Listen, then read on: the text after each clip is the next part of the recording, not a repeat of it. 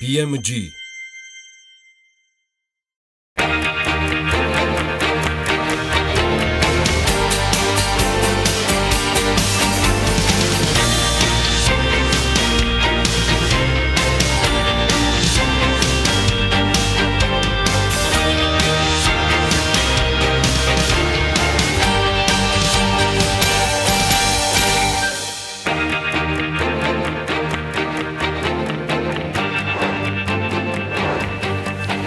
დილა მშვიდობის ყველას იწურება ივლისი 31 ივლისია იწურება ნელ-ნელა BMG სატელევიზიო სეზონიც ზაფხულის სატელევიზიო სეზონზე ვსაუბრობ TV პირველზე ყველას მოგესალმებით ბედნიერ და წარმატებულ დღეს გისურვებთ სამშაბათი დღეა 31 ივლისი 800 უკლია 2 წუთი ვიწყებ საქმიან დილას მე გიორგი ისაკაძე ვარ ბარაკა მშვიდობა და ჯანმრთელობა ჩვენს ოჯახებს გადავიდეთ ბიზნესზე და ეკონომიკაზე დეპოზიტების დაზღვევის სისტემის პირველი მომხმარებლები თანხას უკვე დღეიდან მიიღებენ თანხის გაცემა აზერბაიჯანის საერთაშორისო ბანკის საქართველოს კლიენტებისთვის სადაზღვევო შემთხვევისთვის გათვალისწინებული იქნება სააგენტოს ანაზღაურების ექსპერტი ანა ალანია BMG-სთან საუბარში ამბობს რომ ბანკს 34 დეპოზიტარი ყავს რომელთათვის კანონით გათვალისწინებული სადაზღვევო შემთხვევა დადგა ასანაზღაურებელი თანხა ჯამში დიდი არ არის ანა ალანიას ინფორმაციით 34-ვე დეპოზიტარისთვის ჯამურად გასათვალისწინებელი 10,000 ლარამდეა ასანაზღაურებელი თანხების გაცემა გუშინ დაიწყო Liberty Bank-ის ნებისმიერ ფილიალში არის ეს ამბავი შესაძლებელი რომ მიიღოთ ვინც ხართ ცხადია დეპოზიტარები ბანკისა დაზღვევის სისტემის ამუშავება საქართველოს ბაზრიდან აზერბაიჯანის საერთაშორისო ბანკის საქართველოს გასვლამ განაპირობა და ბანკის ლიკვიდაციის პროცესი საქართველოს ეროვნული ბანკის ვიცე-პრეზიდენტის 25 ივლისის 465 განკარგულების საფუძველზე დაიწყო რაც იმავდროულად დეპოზიტების დაზღვევის სისტემის შესახებ საქართველოს კანონის შესაბამისად სადაზღვევო შემთხვევის დადგომასაც გულისხმობს დეპოზიტების დაზღვევის სააგენტოს მიერ ერთი კლიენტისთვის ასანაზღაურებელი თანხის მაქსიმალური ოდენობა 5,000 ლარით არის განსაზღვრული, აი 5,000 ზემოთ არსებული თანხა უკვე უნდა ანაზღაურდეს საქართველოში მოქმედი კანონმდებლობის შესაბამისად ეროვნული ბანკის მიერ დანიშნული ლიკვიდატორის მიხედვით. ნუ აი ამ ერთი ბანკის მაგალითზე BMG-მ რა თქმა უნდა უკაცრავად საერთო სტატისტიკაც მოიკითხა და ჩვენი ინფორმაციით კომერციული ბანკების სადაზღვევო შენატარდება დღის მდგომარეობით 1,251,000 ლარს გადააჭარბა, რომელიც ბანკებმა ივლისში შეავსეს და დაფარეს დეპოზიტების დაზღვევის სააგენტოს ინფორმაციით მიმდინარე წლის 30 ივნისის მდგომარეობით საქართველოში მოქმედ 15 კომერციულ ბანკში არსებული დეპოზიტების საერთო მოცულობა 20,419 მილიონი ლარია, მათ შორის ფიზიკური პირების დეპოზიტები 10 მილიარდ ლარს შეადგენს, 10,842 მილიონს უცხოურ ვალუტაში კი 8 მილიარდ 108 მილიონს, ხოლო იურიდიული პირების არის 9 მილიარდ 576 მილიონი, ხოლო უცხოურ ვალუტაში ეს გახლავთ 4 მილიარდ 333 მილიონი 758,000 ლარის ეკვივალენტი. საქართველოში მოქმედი დეპოზიტების დაზღვევის სისტემის დაზღვეული დეპოზიტების მოცულობა სულ ჯამში 1,5 მილიარდ ლარს შეადგენს, მათ შორის ეროვნულ ვალუტაში დაზღვეულია 950 მილიონი ლარის მოცულობის დეპოზიტები, ხოლო უცხოურ ვალუტაში 615 მილიონისა. ცხადია ლარში ეკვივალენტი. ცალკე სადაზღვევო სექტორს რაც შეეხება, რომელიც 28 წელიწადია ფორმირების პროცესშია, ამაზე წლიურ ანგარიშს და მონაცემებს Forbes Banker-ში წაიკითხავთ 2014 წლიდან კერძო სადაზღვევო კომპანიების პორტფელი იზრდება, თუმცა ტემპი სასურველზე ბევრად დაბალია, არც მოგების მოცულობა ან მარჟები არის დიდად მიმზიდველი, თუმცა 2012 წლის შემდეგ ჯამური პორტფელის მოცულობა 9 მილიარდ ლარსაც ვერ აღწევს, რაშიც დიდი წვლილი სახელმწიფო დაზღვევის ამოქმედებამ შეიტანა. ამ ბაზარს განვითარების შანსი აქვს და დიდიც 2017 წლის ბოლოსთვის საქართველოს მოსახლეობის მხოლოდ 14,6% სარგებლობს სამედიცინო დაზღვევით, დანარჩენს საყოველთაო დაზღვევა ფარავს და საქართველოში რეგისტრირებული ავტომობილების მხოლოდ 5,9%-ია დაზღვეული. მცირეა ქონების დაზღვევის პორტფელიც ჯამში 72 მილიონ ლარს შეადგენს და ბოლო ერთ წელიწადში სადაზღვევო კომპანიებმა დამატებით 451 მილიონი ლარის მოზიდვა შეძლეს. ზრდა ტრიულ წილში 12,3%-ია, თანხაში გამოხატული ეს 48 მილიონი ლარია. 2017 წელს 11 სადაზღვევო კომპანიის წმინდა მოგება 29 მილიონი ლარი შეადგინა, 17-დან 6 უпростоრად იყო ზარალზე, ჯამური მოცულობით 9 მილიონ 300,000 ლარი. სექტორის წმინდა მოგების 83%-მდე მოდის ალდაგზე, ალბათ იმიტომ რომ ალდაგი მაღალხარჯიან ჯანმრთელობის დაზღვის სეგმენტზე არც ოპერირებს. ცალკეული მონაცემები რეიტინგის ლიდერების შესახებ კი მოდი Forbes მივანდოთ და Forbes-ის სპეციალური ვიდეო სადაზღვევო ინდუსტრიასთან დაკავშირებით.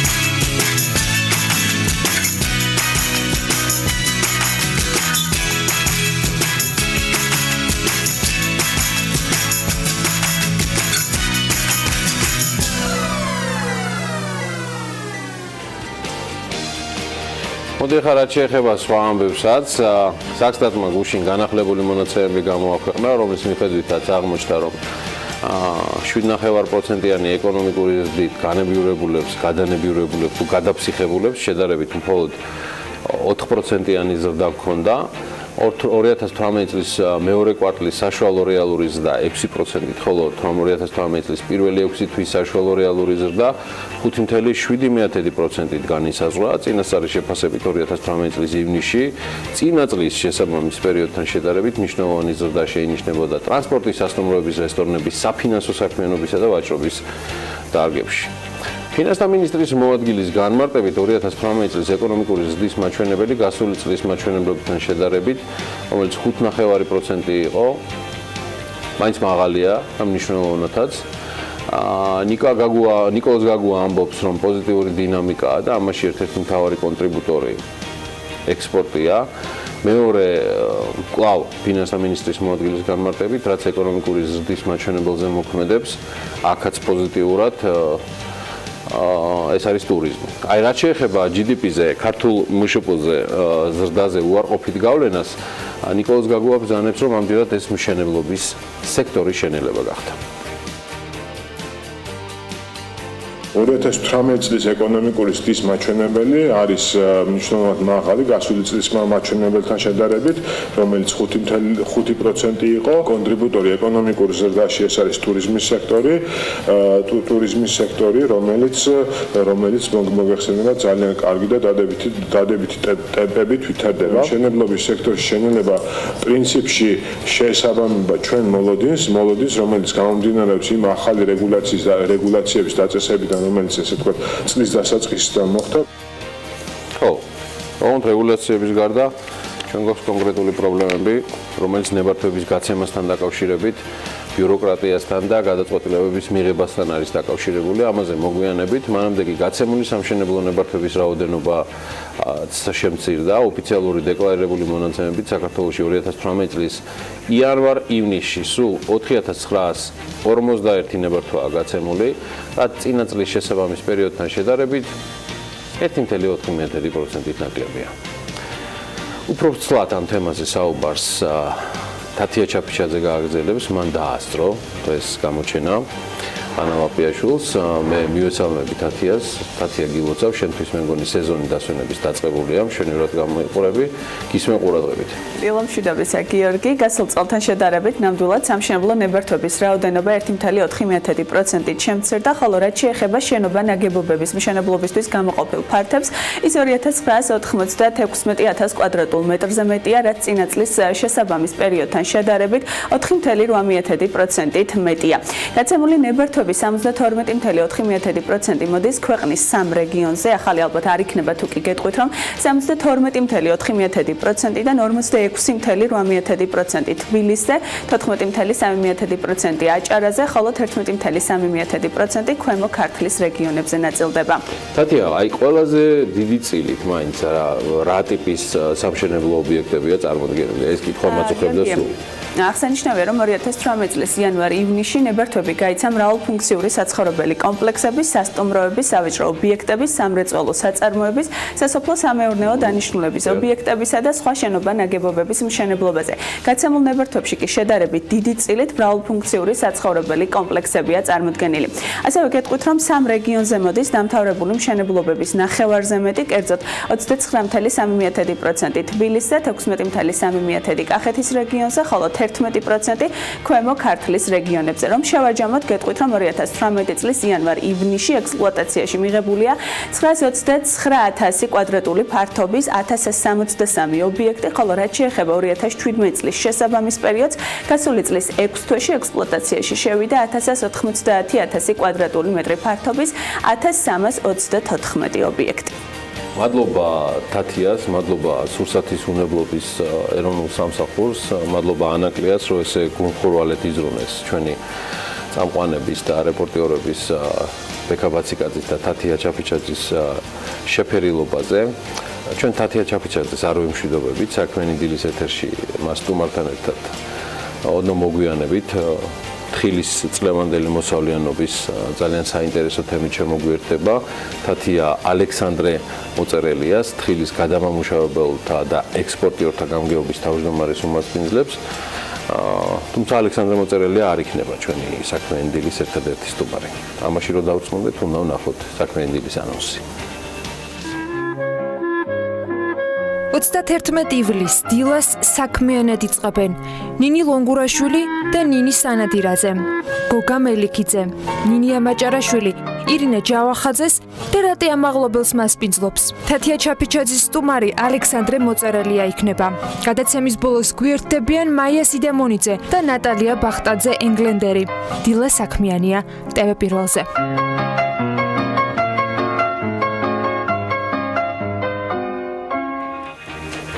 ანა ლაპიაშვილიც უნდა შემოგვიერთდეს, რომელიც ვიდრე ბიზნესი ახლებს გაგვაცნობს, როგორც ვიცი, მორიგი რეიტინგით არის წარმოდგენილი საქმიანი დილის პროლოგის ნაწილში. ანა დილამშვიდობის. დილამშვიდობის, გიორგი. სწორია, ერთგვარი რეიტინგი გვაქვს, რომელიც ამჯერად საქართველოს პოზიციებს ეხება და ეს გაეროს ელექტრონული მმართველობის ინდექსია, რომელიც ჩვენს პოზიციას მე-60 ადგილზე განსაზღვრავს. ეს პოზიცია 193 ქვეყანას შორის 69 მიასედი ქულით დავემსახურეთ. 2 წლის წინ კი 61 მიასედი ქულა გქონდა და 61 ადგილზე ვიყავით. შესაბამისად, 2018 წელს საქართველოს სარეიტინგო ქულა სულ რაღაც 8 ასეთით გაიუმჯობესა, რეიტინგის პოზიცია კი მხოლოდ 1 ადგილით. სხვათა შორის ელექტრონული ჩართულობის მხრივ ქვეყანამ შეფასება 6 ასეთით გაუმჯობესებასთან ერთად გაიუარესა 11 პოზიციით. კერძოდ 2016 წელს თუ საქართველოს ჰქონდა 56 მიასედი ქულა და 76 ადგილზე იყო, წლევანდელი მონაცემებით გვაქვს 62 მიასედი ქულა, ხოლო გლობალურ რეიტინგში ქვეყნის პოზიცია 76-დან 97-ზეა ჩამოქვეითებული.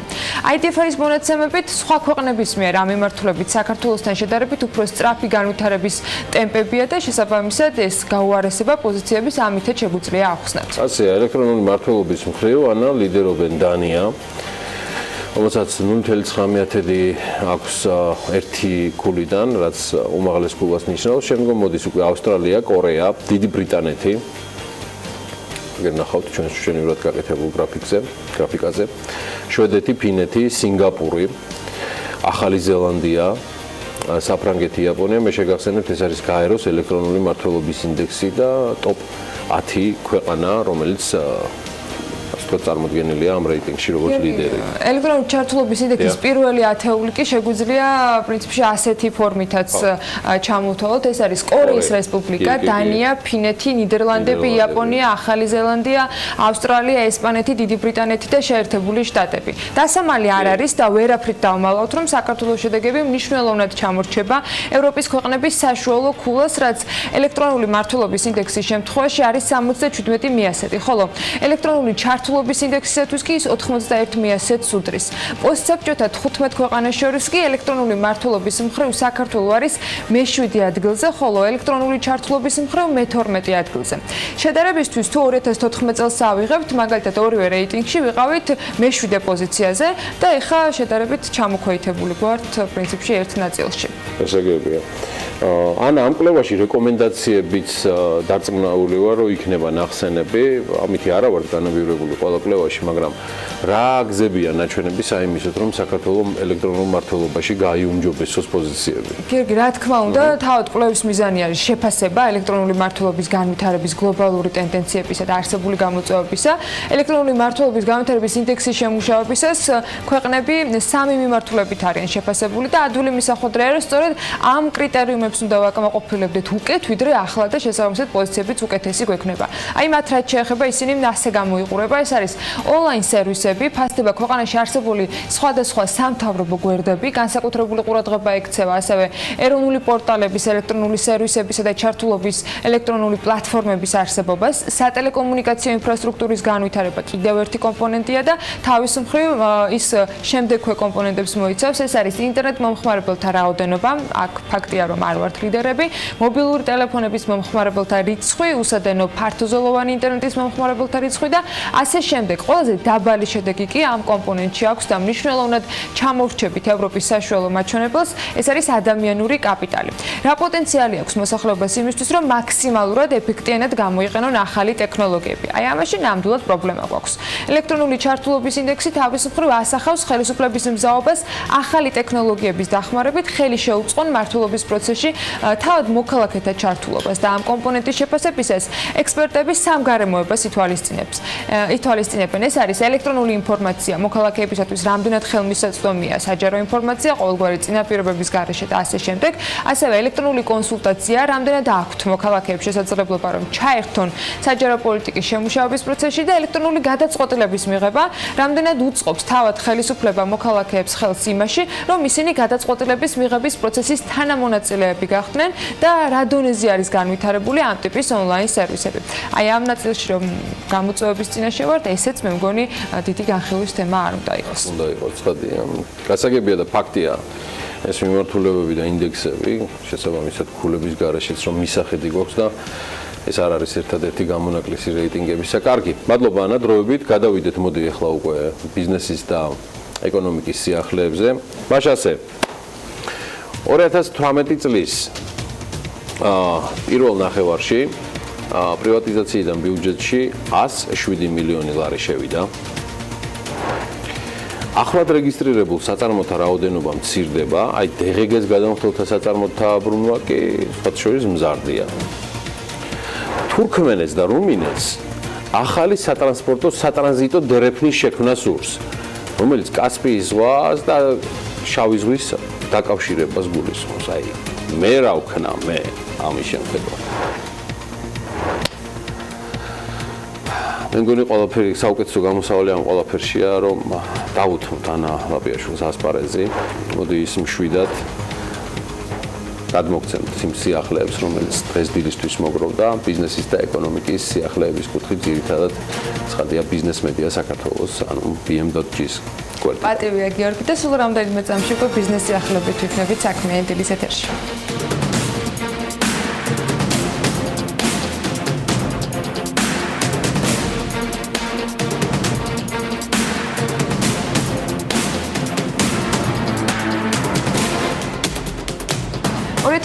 წლის პირველ ნახევარში პრივატიზაციიდან ბიუჯეტში 107 მილიონი ლარი შევიდა. აქედან სახელმწიფო ბიუჯეტის შემოსავალმა 63 მილიონი ლარი შეადგინა, ხოლო ადგილობრივი ბიუჯეტების შემოსავალმა 44 მილიონი.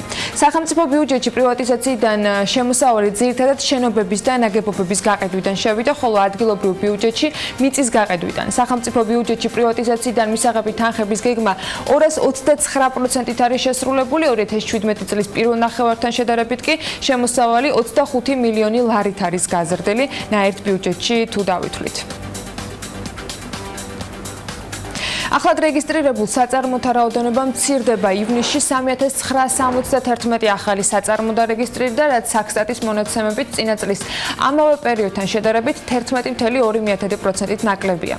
ეკონომიკური ზრდის წინასწარი შეფასებისას გამოყენებული დღეს გადამხდელ საწარმოთა ბრუნვა კი შეადგენს 5.932.000, რაც წინა წლის ანალოგიურ პერიოდზე 10.7%-ით გაზრდილი მაჩვენებელია. ამავე პერიოდში სახელმწიფო ბიუჯეტის ხარჯები შემოსავლებს აღემატებოდა და შესაბამისად საბიუჯეტო შემოსავლებმა 810 მილიონს გადააჭარბა, ხოლო ხარჯებმა 816.6 მილიონი ლარი შეადგინა. საქართველოში არსებული ავტოპარკის თითქმის ნახევარს 20 წელზე ზემოთ ავტომობილები შეადგენენ. კომპანია SGS-ის მონაცემებით ავტოპარკი სულ არის 899.600 მანქანისაგან შემდგარი. აქედან 3 წლამდე ავტომობილების რაოდენობა არის მხოლოდ 1.3%. 4-დან 6 წლამდე ავტომობილების რაოდენობა და წილი 2.3%-ია. 7-დან 10 წლამდე 5.4%. 11-დან 20 წლამდე კი 45%. აი 20 წელზე ზემოთ ავტომობილების ოდენობა საერთო ჯამიდან 46%-ს უტოლდება. ამავე დროს SpaceX ქსელში ჩართული დამტენების რაოდენობა 53-ს მიაღწია და როგორც კომპანია აღნიშნავს, 53 ტონაზე მეტი CO2 არ გავრცელდება ამ ატმოსფეროში. წლის პირველ ნახევარში კი დამტენების მეშვეობით მოხმარებულმა ელექტროენერგიამ 71.159 კილოვატი შეადგინა, ხოლო დამტენების რაოდენობამ კი 9,619. ამ წლის 30 ივნისის საბოლოო მონაცემებით საქართველოში 1069 ელექტრომანქანა ფიქსირდება, მაშინ როდესაც 2017-ში მათი ოდენობა იყო 834. ავტომობილების ძირითადი წილი კი თბილისშია თავმოყრილი.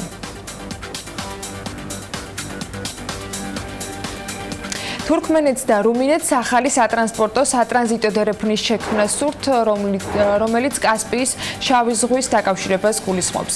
თურქმენეთის სახელმწიფო კონცერნის თურქმენგაზის ცნობით ამ თემაზე უახლოეს პერიოდში 4 მხრივი მოლაპარაკებები დაიწყება აზერბაიჯანისა და საქართველოს მონაწილეობით. რუმინეთს ამ ჯაჭვში კონსტანცას პორტის როლის მაქსიმალური გააქტიურება სურს, მათ შორის ცენტრალური აზიის ქვეყნებიდან ევროკავშირში ტვირთების მიწოდების მხრივაც. მხარეები ამ კორიდორში ოპტიმალური მარშრუტის შემუშავებას გეგმავენ, სადაც დიდი როლი კონსტანცასა და თურქმენბაშის პორტებს ექნება. თავის მხრივ, თურქმენეთი დაინტერესებულია კონსტანცას პორტში ტვირთის, მათ შორის თხევადი გაზის მიწოდებითაც. მარშრუტში კი კასპიის ზღვის გავლით მოიაზრება ტვირთის ბაქოში ჩატანა, შემდეგ უკვე საქართველოს რკინიგზის მეშვეობით მათი ფოთის პორტის ან ბათუმის პორტში მიტანა და საბოლოოდ შავი ზღვის გავლით კონსტანცაში ჩატანა. ზუგდიდი ანეკლიის დამაკავშირებელი საავტომობილო გზის რეაბილიტაციაზე კი საგზაო დეპარტამენტმა ტენდერი კიდევ ერთხელ გამოაცხადა. გზის 10 კილომეტრიანი მონაკვეთის აღდგენისათვის უწყებას 10.5 მილიონი ლარი აქვს გათვალისწინებული. დაინტერესებული კომპანიებისათვის წინადადებების წარდგენის ვადა არის 20 აგვისტომდე. ისიც უნდა აღვნიშნოთ, რომ ამ ლოტზე ტენდერი ჯერ კიდევ მაისში იყო გამოცხადებული, რომელშიც მონაწილეობა მიიღო ორმა კომპანიამ, ინდიკომ და არქეოპოლისმა. თუმცა სატენდერო კომპანიამ პირველის დისკვალიფიკაცია მოახდინა, მეორე კომპანიამ კი საბუთებში ხარჯთა ხრესხვის დაზუსტება და კორექტირება ვერ შეძლო, რაც საბოლოოდ ტენდერის შეწყვეტის მიზეზი გახდა. და კიდევ ერთი ამბავი, რომელიც ამჯერად სადგურის მოედანს უკავშირდება და დაგეგმილი არის მისი სრული კაპიტალური რემონტი. სამუშაოების ხარჯთა რიცხვის და საპროექტო დოკუმენტაციის მოსამზადებლად თბილისის სატრანსპორტო კომპანიამ ტენდერი გამოაცხადა, რისთვისაც ამ შემთხვევაში 270.000 ლარია მხოლოდ გათვალისწინებული. გამარჯვებულმა კომპანიამ სადგურის სამივე მიმართულებისათვის უნდა მოამზადოს შესაბამისი ხარჯთა რიცხვა, რაც შეეხება სარემონტო სამუშაოებს, სადგურისა და ყველა ამოსასვლელის სრული რეაბილიტაცია უნდა მოხდეს, ასევე შეიცვალოს შეკიდული ჭერები და დამხმარე ოთახების რემონტი ჩატარდეს. უნდა მოხდეს დაზიანებული ფილების გამოცვლა, ფასადების უწვი მასალებით მოპირკეთება და სხვა სამუშაოები. საპროექტო დოკუმენტაცია კი გამარჯვებულმა კომპანიამ ხელშეკრულების გაფორმებიდან 4 თვეში უნდა მიეწოდოს დამკვეთს. ბაკურიანის მიწათსარგებლობის გენერალური გეგმა კურორტზე ზამთრის ტურისტული სეზონის აქტიურ პერიოდში სატრანსპორტო გადაადგილების კუთხით არსებულ პრობლემებს და მათი გადაჭრის გზებზე არის ძირითადად ორიენტირებული. თავად ამ დოკუმენტის მიხედვით ძირითად პრობლემას კერძო ტრანსპორტის დიდი ოდენობით კონცენტრაცია სეზონის შუაში, იანვრის შუა რიცხვებში და დღესასწაულებზე წარმოადგენს. მიწათსარგებლობის გენერალური გეგმა კი თავის მხრივ ითვალისწინებს კერძო ტრანსპორტით კურორტის სტუმრობას, როგორც გრძელვადიანი, ისე მოკლევადიანი სტუმრობისათვის, თუმცა ზღუდავს მათ გადაადგილებას იმ ვადებში, რაც დავასახელეთ.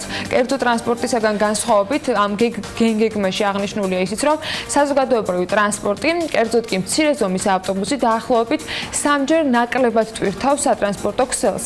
ამასთან გეგმაში წერია, რომ იმის გათვალისწინებით, რომ ბაკურიანის განაშენიანების ტემპი მაღალია და ტურისტული ინფრასტრუქტურის ზრდა დაახლოებით არის 55,000 საწოლზე გათვლილი, დღეს კი მხოლოდ 20,000 ერთეულია, უნდა ვივარაუდოთ, რომ სატრანსპორტო ქსელის მნიშვნელოვანი რეორგანიზაციაა საჭირო. პარლამენტის ევროპასთან ინტეგრაციის კომიტეტის თავმჯდომარის ინფორმაციით, ვიზა ლიბერალიზაციის ამოქმედებიდან უვიზო მიმოსვლით საქართველოს დაახლოებით 255,500 მოქალაქე მისარგებლა. მისი თქმით, გაცილებით მეტია ვიზიტების რაოდენობა, საუბარია დაახლოებით 360,000-მდე ვიზიტზე, რაც შეეხება დამრღვევებს, როგორც დეპუტატი აცხადებს, დაახლოებით 1,5%-მდეა საქართველოს იმ მოქალაქეთა რაოდენობა, ვინც საზღვრიდან უკან მოაბრუნეს. ჩინური ინვესტიციით დაფუძნებული ახალი ავიაკომპანია MyWay Airlines-ი კი ავიაპარკის გაფართოების გეგმასთან დაკავშირებით აღწევს ინფორმაციას. გეგმაზე კომპანიის ფინანსურმა დირექტორმა ისაუბრა. აფიციალური აღნიშნავს, რომ ავიაკომპანიის საკუთრებაშია 2 Boeing 737 ტიპის თვითმფრინავი, რომლის შესაძენადაც 50 მილიონი დოლარის ინვესტიცია განხორციელდა და 2019 წელს კიდევ 2 ბორტის დამატებას გეგმავენ. ამ დროისთვის ავიაკომპანია 3 რეგულარულ რეისს ახორციელებს თბილისი ხარკოვის მიმართულებით, ბათუმი ხარკოვის მიმართულებით და თბილისი თელ-ავივის მიმართულებით. ასევე იწყებს ფრენებს ევროპის მიმართულებითაც, რისთვისაც შესაბამისი ლიცენზია უკვე მიღებული აქვს. წელს 5 ევროპული მიმართულების დამატება აქვს დაგეგმილი და ჯამში MyWay Airlines-ი 10 მიმართულებით განახორციელებს ფრენებს. 31 ოქტომბრიდან 7 ნოემბრის ჩათვლით ამერიკის შეერთებულ შტატებში, ლოს-ანჯელესში American Film Market-ი არის დაგეგმილი, რომელზეც ქართული კომპანიები იქნებიან წარმოდგენილები, აწარმოეს საქართველოში მხარდაჭერით.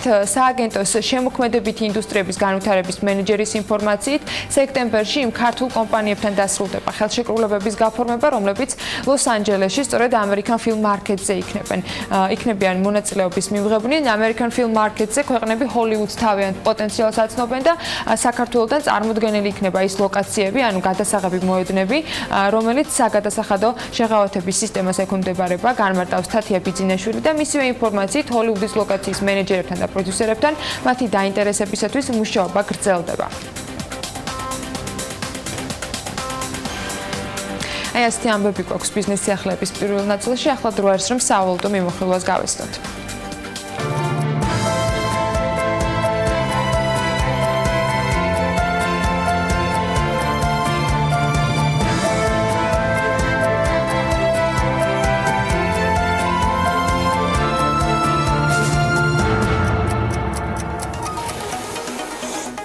დოლარი გაუფასურდა 2 ლარსა და 54 თეთრზეა, ევროს ბაზი 2 ლარი და 85 თეთრია, ლირა 59 თეთრამდე გაიაფთა. ფუნტი შესაძენად 3 ლარი და 20 თეთრი დაგჭირდებათ. წლის პირველ ნახევარში ქართველებმა საზღვარგარეთ 791 მილიონი ლარი დახარჯეს. ეს წინა წლის ანალოგიური პერიოდის მაჩვენებელს 37% დაღემატება აღნიშნულ თანხაში შედის როგორც ბანკომატებით განხორციელებული ოპერაციები, ასევე პოსტტერმინალებით და ინტერნეტით განხორციელებული ოპერაციები. წლის განმავლობაში ყველაზე მეტი თანხა ქართველმა ვიზიტორებმა უცხოეთში მაისში დახარჯეს 156 მილიონი ლარი და ეს თანხა მართლა რეკორდულია. როგორც 2018 წლისთვის, ასევე მე მგონი რაც გადავხედეთ ეროვნული ბანკის ბოლო 10 წლის მონაცემებისთვის, ასევე იზრდება ინტერნეტით განხორციელებული ოპერაციების მოცულობაც და მან წლის პირველ ნახევარში $1 მილიარდ გადააჭარბა, $1.1 მილიარდია. რეკორდულ მაჩვენებელს კი მან ივნისში მიაღწია, როგორც ქვეყნის შიგნით, ასევე მის გარეთ ინტერნეტით განხორციელებულმა ოპერაციებმა ამ პერიოდში 228 მილიონი ლარი შეადგინა. გასულ კვირას კი ქართული კომპანიების კორპორატიული ევროობლიგაციების ნაწილის ფასიც გაიზარდა, ნაწილი შემცირდა, ხანასია ხანისია. Galten Tagarti აგერ გვაწვდის ინფორმაციას, რომ საქართველოს ბანკის ჯგუფის ევროობლიგაცია 6%-იანი შემოსავლიანობით დაიხურა, ეს 0.3%-იანი ზრდა არის. წინა კვირასთან შედარებით, ლარში დენომინირებული ევროობლიგაცია, ასევე საქართველოს ბანკის დაიხურა ფასით 100.5%, ეს უცვლელია. წინა კვირასთან მიმართებაში, აქაც შემოსავლიანობა 10.7%-ია. საქართველოს კაპიტალის ევროობლიგაციები დაიხურა 94.4%, პრინციპში იგივეა, 0.1% არის კლება. წინა კვირასთან შედარებით 7.4%-იანი შემოსავლიანობით. ნავთობისა და გაზის კორპორაციის ევროობლიგაციები დაიხურა ფასით 107. უმნიშვნელო 0.2%-იანი კლება წინა კვირასთან შედარებით, სტაბილური 6%-იანი შემოსავლიანობით. საქართველოს რკინიგზის ევროობლიგაცია ივაჭრება 6.4% და აქ შემოსავლიანობა არის 5.9% და მატება არის 0.4% წინა კვირასთან შედარებით. ამინდის პროგნოზი და ანა ლაპიაშვილი, მეგობრებო, ვინ თუ არა კლავანა, მოგამბრაზდებით, მეც წავიყვან მალე ამინდის პროგნოზი. ამინდის პროგნოზის სპონსორია SEU Development.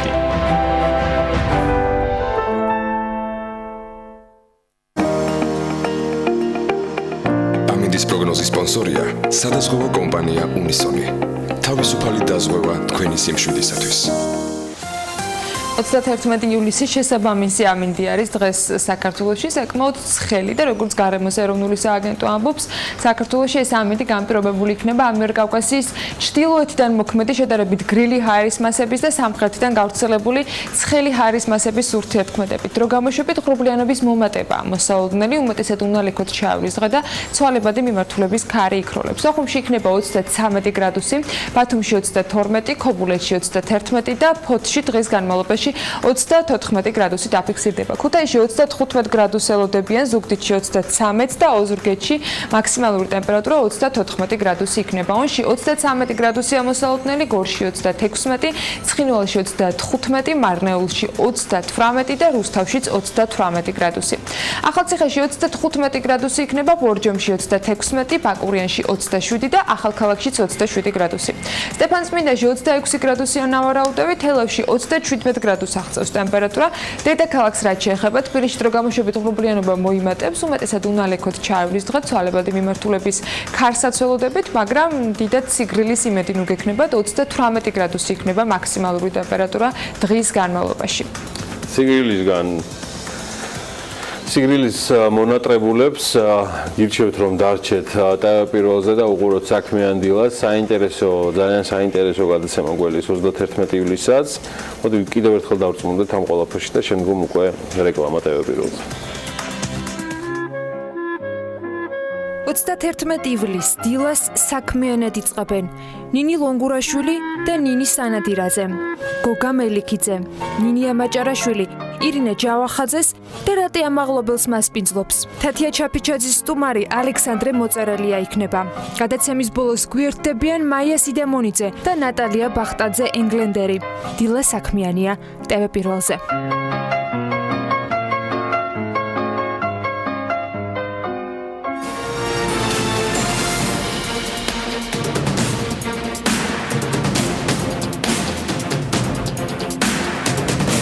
საქმიანი დილის ეთერში მუზეუმებზე საუბრის დრო მოვიდა. ნინი ლონგურაშვილის სტუმართან ერთად სწორედ მუზეუმების გაერთიანების 2 წლიან მუშაობაში აჯამებს. ნინი დილა მშვიდობის და მივესალმები შენ სტუმარს. დილა მშვიდობის ანა, მივესალმები ჩვენ მაყურებელს. ჩვენთან ერთად ნინი სანადირაძე, თბილისის მუნიციპალური მუზეუმების გაერთიანების გენერალური დირექტორი იმყოფება და სწორედ ნინისგან გავიგებთ იმ მუზეუმების ჩამონათვალს და 2 წლიანი მუშაობის შედეგებს, რომელიც გაერთიანებამ ამ დროის განმავლობაში შეძლო და დილა მშვიდობის. ნინი, მადლობა რომ ხართ დილიდან ჩვენთან ერთად. იქამდე სანამ სეზონს დავუხუროთ, შევაჯამოთ მოკლედ აი ამ გაერთიანების 2 წლიანი მუშაობა, სულ ახლახანს თბილისის გაერთიანების მუზეუმს 2 წელი შეუსრულდა, როგორც აღნიშნე, რა თქმა უნდა, მოსაყვალი შესაბამისად ბევრიც გაქვთ და 2 სიტყვით რო გითხრათ, როგორი არის გაერთიანების მიზნები და სტრატეგია? დიდი მადლობა მოწვევისთვის. თბილისის მუნიციპალური მუზეუმების გაერთიანება ნამდვილად 2 წლის გახდა. ეს 2 წელი იყო ერთის პროექტ ამბეჭდავი, იყო მნიშვნელოვანი და იყო რა თქმა უნდა რთულიც. როგორც ყველა ახალდაბადებულ ორგანიზაციას და ინსტიტუციას შეესაბამება.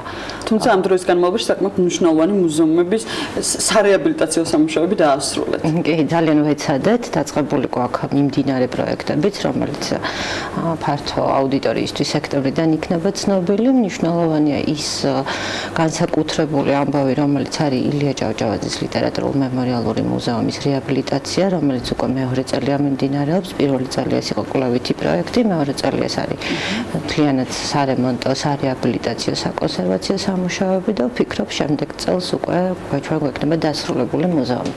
რაც შეეხება დასრულებულ პროექტებს, ეს არის ნიკოლოზ ბარათაშვილის მემორიალური მუზეუმი, რომელიც სრულად დასრულებულია, ვახტანგ ჭაბუკიანის მემორიალური მუზეუმი და რამდენიმე მუზეუმის უკვე კვლევითი პროექტია დაწყებული, რომელიც ასევე ძალიან მალე წლის ბოლომდე დაიწყება და 2019 წელს დასრულდება.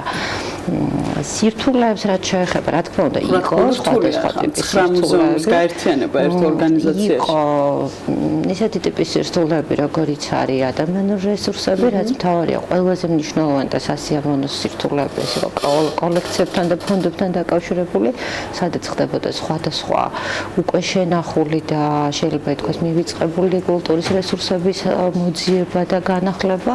ჩვენ გვაქვს რამდენიმე ძალიან საინტერესო სიახლე, როგორც არის კოტე და სოსო წერეთლის მუზეუმი და კოტე წერეთლის სამეცნიერო ცენტრის დაარსება.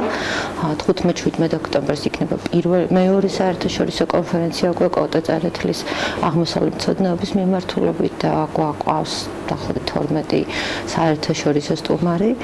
ეს ნიშნავს, რომ 12 მნიშვნელოვანი ინსტიტუცია ხდება კოტე წერეთლის სამეცნიერო ცენტრის პარტნიორი და ძალიან ბევრი და მნიშვნელოვანი სიახლე, რომელიც სექტემბრისთვის იქნება ცნობილი. სანამ სამომავლო გეგმებზე გადავალთ, იქამდე მიმდინარე პროცესზეც რომ მოგვიყვეთ. ამ ეტაპზე რა კეთდება გაერთიანების მიერ? გაერთიანების სტრატეგიის და მისიის შესაბამისად, ჩვენ გვაქვს 3 ძირითადი მიმართულება აღებული, რომელიც 21 საუკუნის მუზეუმებს შეეფერება. ეს არის კულტურული მემკვიდრეობის შენახვა, გავრცელება და მისი საგანმანათლებლო რესურსად გამოყენება.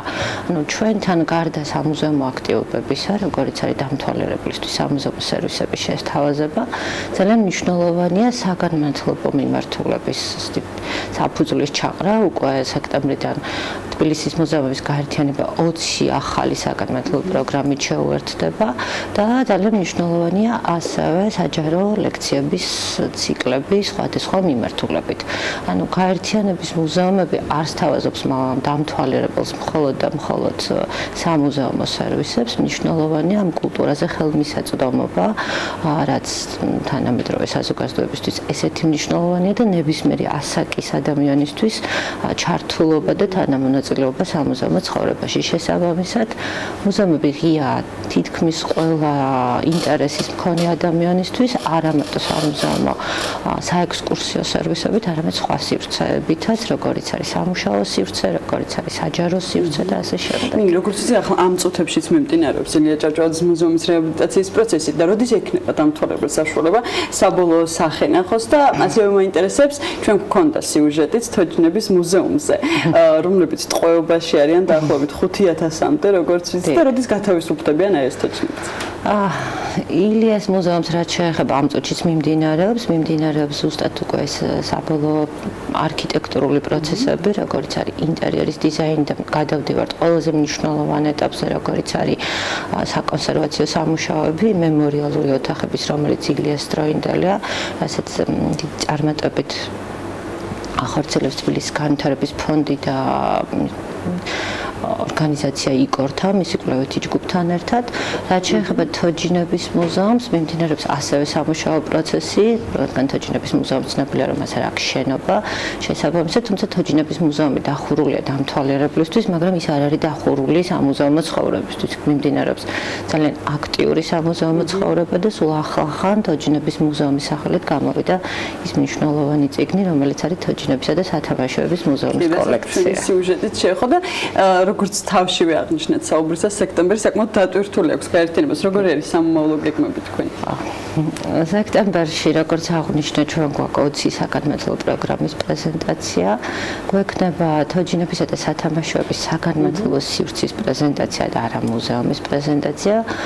გვაქვს ერთი ძალიან მნიშვნელოვანი და ახალი პროექტის პრეზენტაცია, რომელსაც ქვია მუზეუმი მეზობლად, რომელიც ასევე ძალიან სხვადასხვა მნიშვნელოვან კომპონენტს მოიცავს. და რას გულისხმობს ეს მუზეუმი მეზობლად? მოგვიანებით მოგიყვებით. საკმაოდ საინტერესო და მრავლის მომცველი გამოვიდა ეს პროექტი, რომელიც ამ წუთშიც მიმდინარე პროცესია და სექტემბრისთვის გვექნება მისი ღია და საჯარო პრეზენტაცია. ვემზადებით კოტეტა სასოწერეთლის მუზეუმის უკვე დასრულებისკენ, ამ წუთში მიმდინარეობს იქ რეაბილიტაციის პროცესი. 15-17 ოქტომბერს გვაქვს საერთაშორისო კონფერენცია, გვაქვს დიდი საგანმანათლებლო ფორუმი, რომლისთვისაც ვემზადებით და მონაწილეობთ სხვადასხვა ტიპის ღონისძიებებში. სამუშაო საკმაოდ ბევრია. იმისთვის რომ მთელი წელი დატვირთული იყოს მუზეუმების გაერთიანების სამუშაო პროცესი. მადლობა საქმიანი დილაში მობრძანებისთვის, შეჯამებისთვის ის მორწლიანი დატვირთული მუშაობის, რომელიც გაერთიანებამ აი ამ ხნის განმავლობაში შეძლო.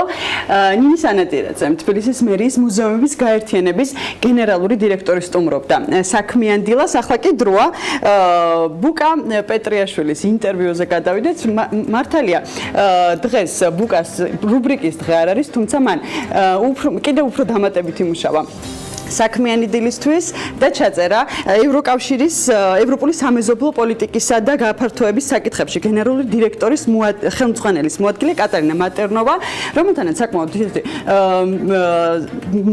კარგი ინტერვიუ შედგა. მასთან საუბრის იყო მის საქართველოში მოწვევაზე საუბარი და ასევე იმ ევროპული ფულის სწორად ხარჯვის მართვაზე, რომელიც ბუკა პეტრიაშვილმა კატერინა მატერნოვასთან ჩაწერა. Ms. Maternova, welcome to Georgia again. ქალბატონო მატერნოვა, კიდევ ერთხელ მოგესალმებით საქართველოში. ყოველთვის დიდი სიამოვნებაა თქვენი ჩვენს ქვეყანაში მასპინძლობა. ევროკომისია დიდი მხარდამჭერია საქართველოს ინტეგრირების და უდიდესი პარტნიორია საქართველოსთვის.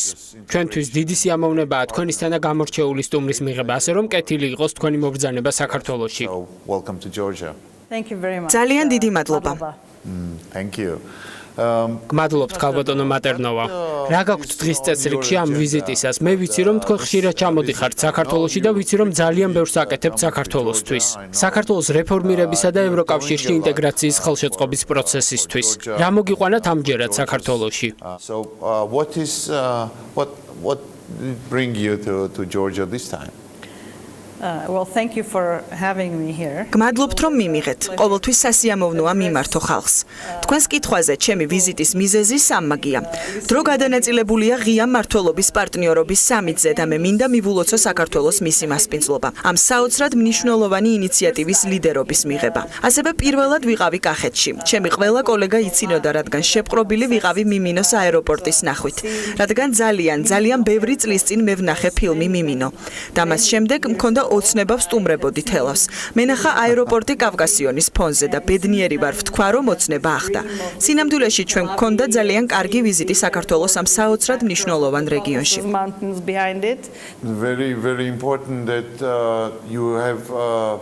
ძალიან მნიშვნელოვანია, რომ თქვენ ესტუმრეთ რეგიონებს და ერთ-ერთ ყველაზე საყვარელ რეგიონს ბევრისთვის ევროპაში და ევროკავშირში.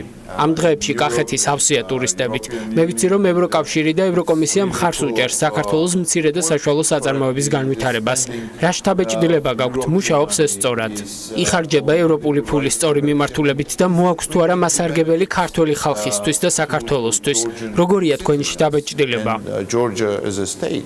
What are your impressions? Well, this is a big question. ეს დიდი კითხვაა და მე ვეცდები მოკლედ გიპასუხოთ და შემდეგ ვეცდები გავაფართოვო ჩემი პასუხი. ჩემი მოკლე პასუხია დიახ. და აი მიზეზი, რატომაც ვამბობ დიახს სწორ ხარჯვაზე. მსოფლიო ბანკმა შექმნა ეგრეთ წოდებული ქვეყნის სისტემატიური დიაგნოსტიკის ანგარიში დაახლოებით 9 წლის წინ საქართველოსთვის და ძალიან აღსანიშნავი და სასიამოვნო იყო იმის წაკითხვა, რომ იქ მოცემულია თითოეული სისუსტე და გამოწვევა საქართველოს ეკონომიკისთვის, საქართველოს მთავრობისთვის და ქართველი ხალხისთვის. იდენტიფიცირებულია ჩვენ ჩვენ მიერაც. თითოეული საკითხი მართულია ჩვენი პროგრამის მეშვეობით. ასე რომ თუ დავუბრუნდებით თქვენს შეკითხვას, მე ვიტყოდი ჩვენი დაფინანსება არის ეფექტიანი, მაგრამ ეს იმას არ ნიშნავს, ვთქვათ რომ არ არის სფერო, რომელიც საჭიროებს გაუმჯობესებას. თუ ჩვენ გვექნება საშუალება რომ დავეხმაროთ ადგილობრივ ინიციატივას, ადგილობრივი მოქალაქეების მობილიზაციას, ჩვენ ადვილად შეგვიძლია მოგაწოდოთ საჭირო მექანიზმი, რომლის მიხედვითაც ხალხს შეუძლია აკეთოს საქმე, რაც ძალიან მნიშვნელოვანია მათთვის ადგილობრივ დონეზე. ძალიან დიდი მადლობა დროის დათმობისთვის და ძალიან საინტერესო ინტერვიუსთვის. გამარჯოს. Thank you.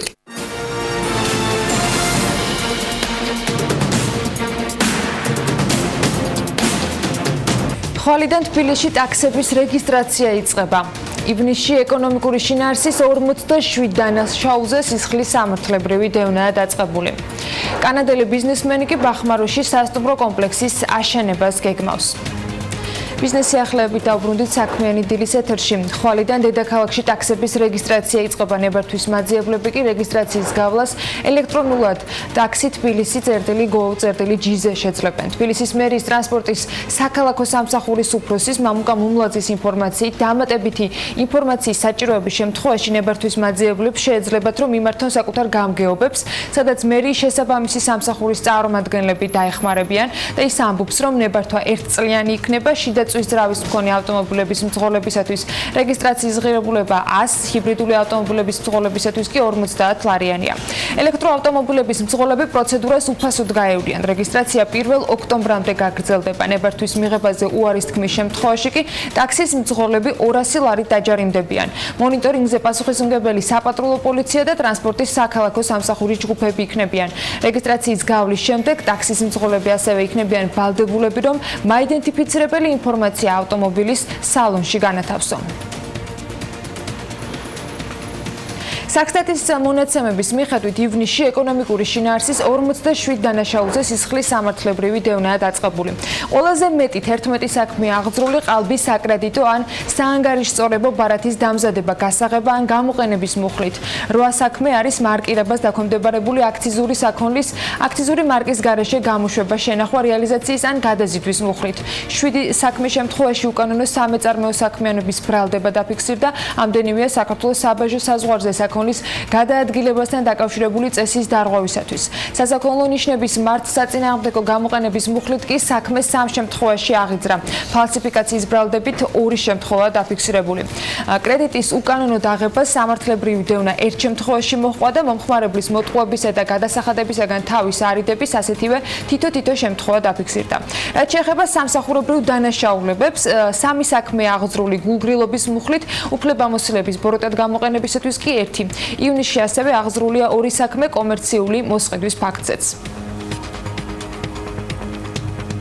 საქართველოს როგორც განათლების ჰაბის პოპულარიზაციისათვის წლის ბოლომდე 1,600,000 ლარი დაიხარჯება.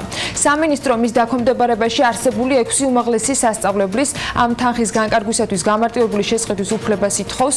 ფულის სარეკლამო სააგენტოების მომსახურებისათვის გამოფენებში მონაწილეობის მისაღებად, საგამოფენო სივრცეების მოსაწყობად და სხვა ღონისძიებებზე დაიხარჯება. სამინისტროს დასაბუთებაში ასევე აღნიშნულია, რომ შესყიდვების სპეციფიკა ტენდერების ჩატარების საშუალებას არ იძლევა. 1,600,000 ლარიდან ყველაზე მეტი თანხა 990,000 ლარი სახელმწიფო სამედიცინო უნივერსიტეტისთვის არის გათვალისწინებული.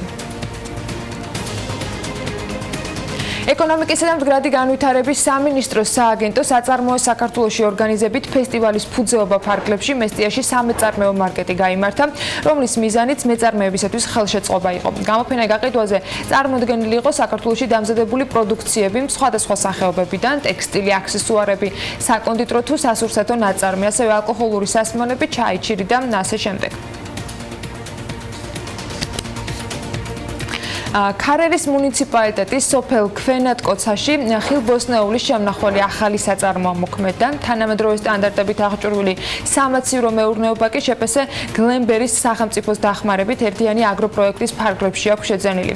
საწარმო შექმნის ფინანსური მხარდაჭერა სოფლის მეურნეობის პროდუქციის გადამამუშავებელი და შემნახველი საწარმოების თანადაფინანსების პროექტის ფარგლებში განხორციელდა. ჯამურად 5 მილიონ ლარამდე ინვესტიციაა განხორციელებული, საიდანაც 600,000 ლარი გრანტია, ხოლო დანარჩენი თავად ბენეფიციარის ინვესტიცია. მეგრული გუდის ყველის წარმოება ობენეს ბრენდით აღადგინეს. საოჯახო მარნის ობენეს დამფუძნებელმა მიშა ციrdabam BMG-სთან თქვა, რომ ყველს მისი ოჯახი ადრიდანვე ამზადებდა, თუმცა მისთვის სასაქონლო ფორმის მიცემა და რეალიზაცია სულ ცოტა ხნის წინ გადაწყვიტეს. ყველს ჯერჯერობით მცირე რაოდენობით ამზადებენ, ამიტომ მას მხოლოდ საოჯახო მარანში ტურისტებზე ყიდიან, რომელიც ჩხოროწყუს მუნიციპალიტეტში მუხურში მდებარეობს. ციrdava აღნიშნავს, რომ ყველაზე იმდენად დიდი მოთხოვნაა, რომ საომავლოდ წარმოების მინიმუმ 4-ჯერ გაზრდას გეგმავენ. მეგრული გუდის ყველი მწყემსების საჭმელი იყო, რომელიც თხის ტყავისაგან დამზადებულ გუდაში მზადდებოდა, ობენესაც იგივე ტექნოლოგიებით აწარმოებენ თანამედროვე რეალობაში. კანადელი ბიზნესმენი ვადიმ მალიშევი კურორტ ბახმაროში სასტუმრო კომპლექსის აშენებას გეგმავს და ამ მიზნით ის გურიის გუბერნატორს მერაბ ჭანუყვაძეს შეხვდა. ინვესტორის კონცეფცია კურორტზე კოტეჯების აშენება, სადაც დამსვენებლებს ოჯახურ გარემოში ცხოვრების შესაძლებლობა ექნებათ. ბიზნესმენი აღნიშნავს, რომ ბიზნესის დაწყების და განვითარების კუთხით გუბერნატორისაგან მხარდაჭერის პირობა მიიღო. თავის მხრივ მერაბ ჭანუყვაძე კი ამბობს, რომ თუ სახელმწიფოსა და ინვესტორის ინტერესების თანხმდრა იქნება, საინტერესო პროექტის განხორციელება კურორტის განვითარებას ხელს შეუწყობს. ნიკორწმინდა ჭრებალოს 25 კილომეტრიანი მონაკვეთის მოასფალტება 2019 წლის ზაფხულში დასრულდება. ამბროლაურის მერმა ზვიად მხეიძემ BMG-სთან განაცხადა. ამის შესახებ ის აღნიშნავს, რომ პროექტს საავტომობილო გზების დეპარტამენტი ახორციელებს და მასში 18 მილიონი ლარი დაიხარჯება. მისივე თქმით, მდინარე რიონის ნაპირსაცავის სამუშაოები დასრულდა, რაშიც 1,800,000 ლარის ინვესტიცია განხორციელდა. 3-დან 8 სექტემბრის ჩათვლით კი აჭარა გადამფრენ მტაცებელ მფრინველებზე დაკვირვების საერთაშორისო ფესტივალს უმასპინძლებს. ფესტივალის ფარგლებში რეგიონს უცხოელი და ქართველი ორნითოლოგები და მოხალისეები მსოფლიოს სხვადასხვა ქვეყნებიდან ეწვევიან. ფესტივალის ბოლოს სტუმრებთან ერთად კი ფესტივალისა და მფრინველებზე დაკვირვების 2018 წლის სეზონის შედეგების შეჯამება მოხდება.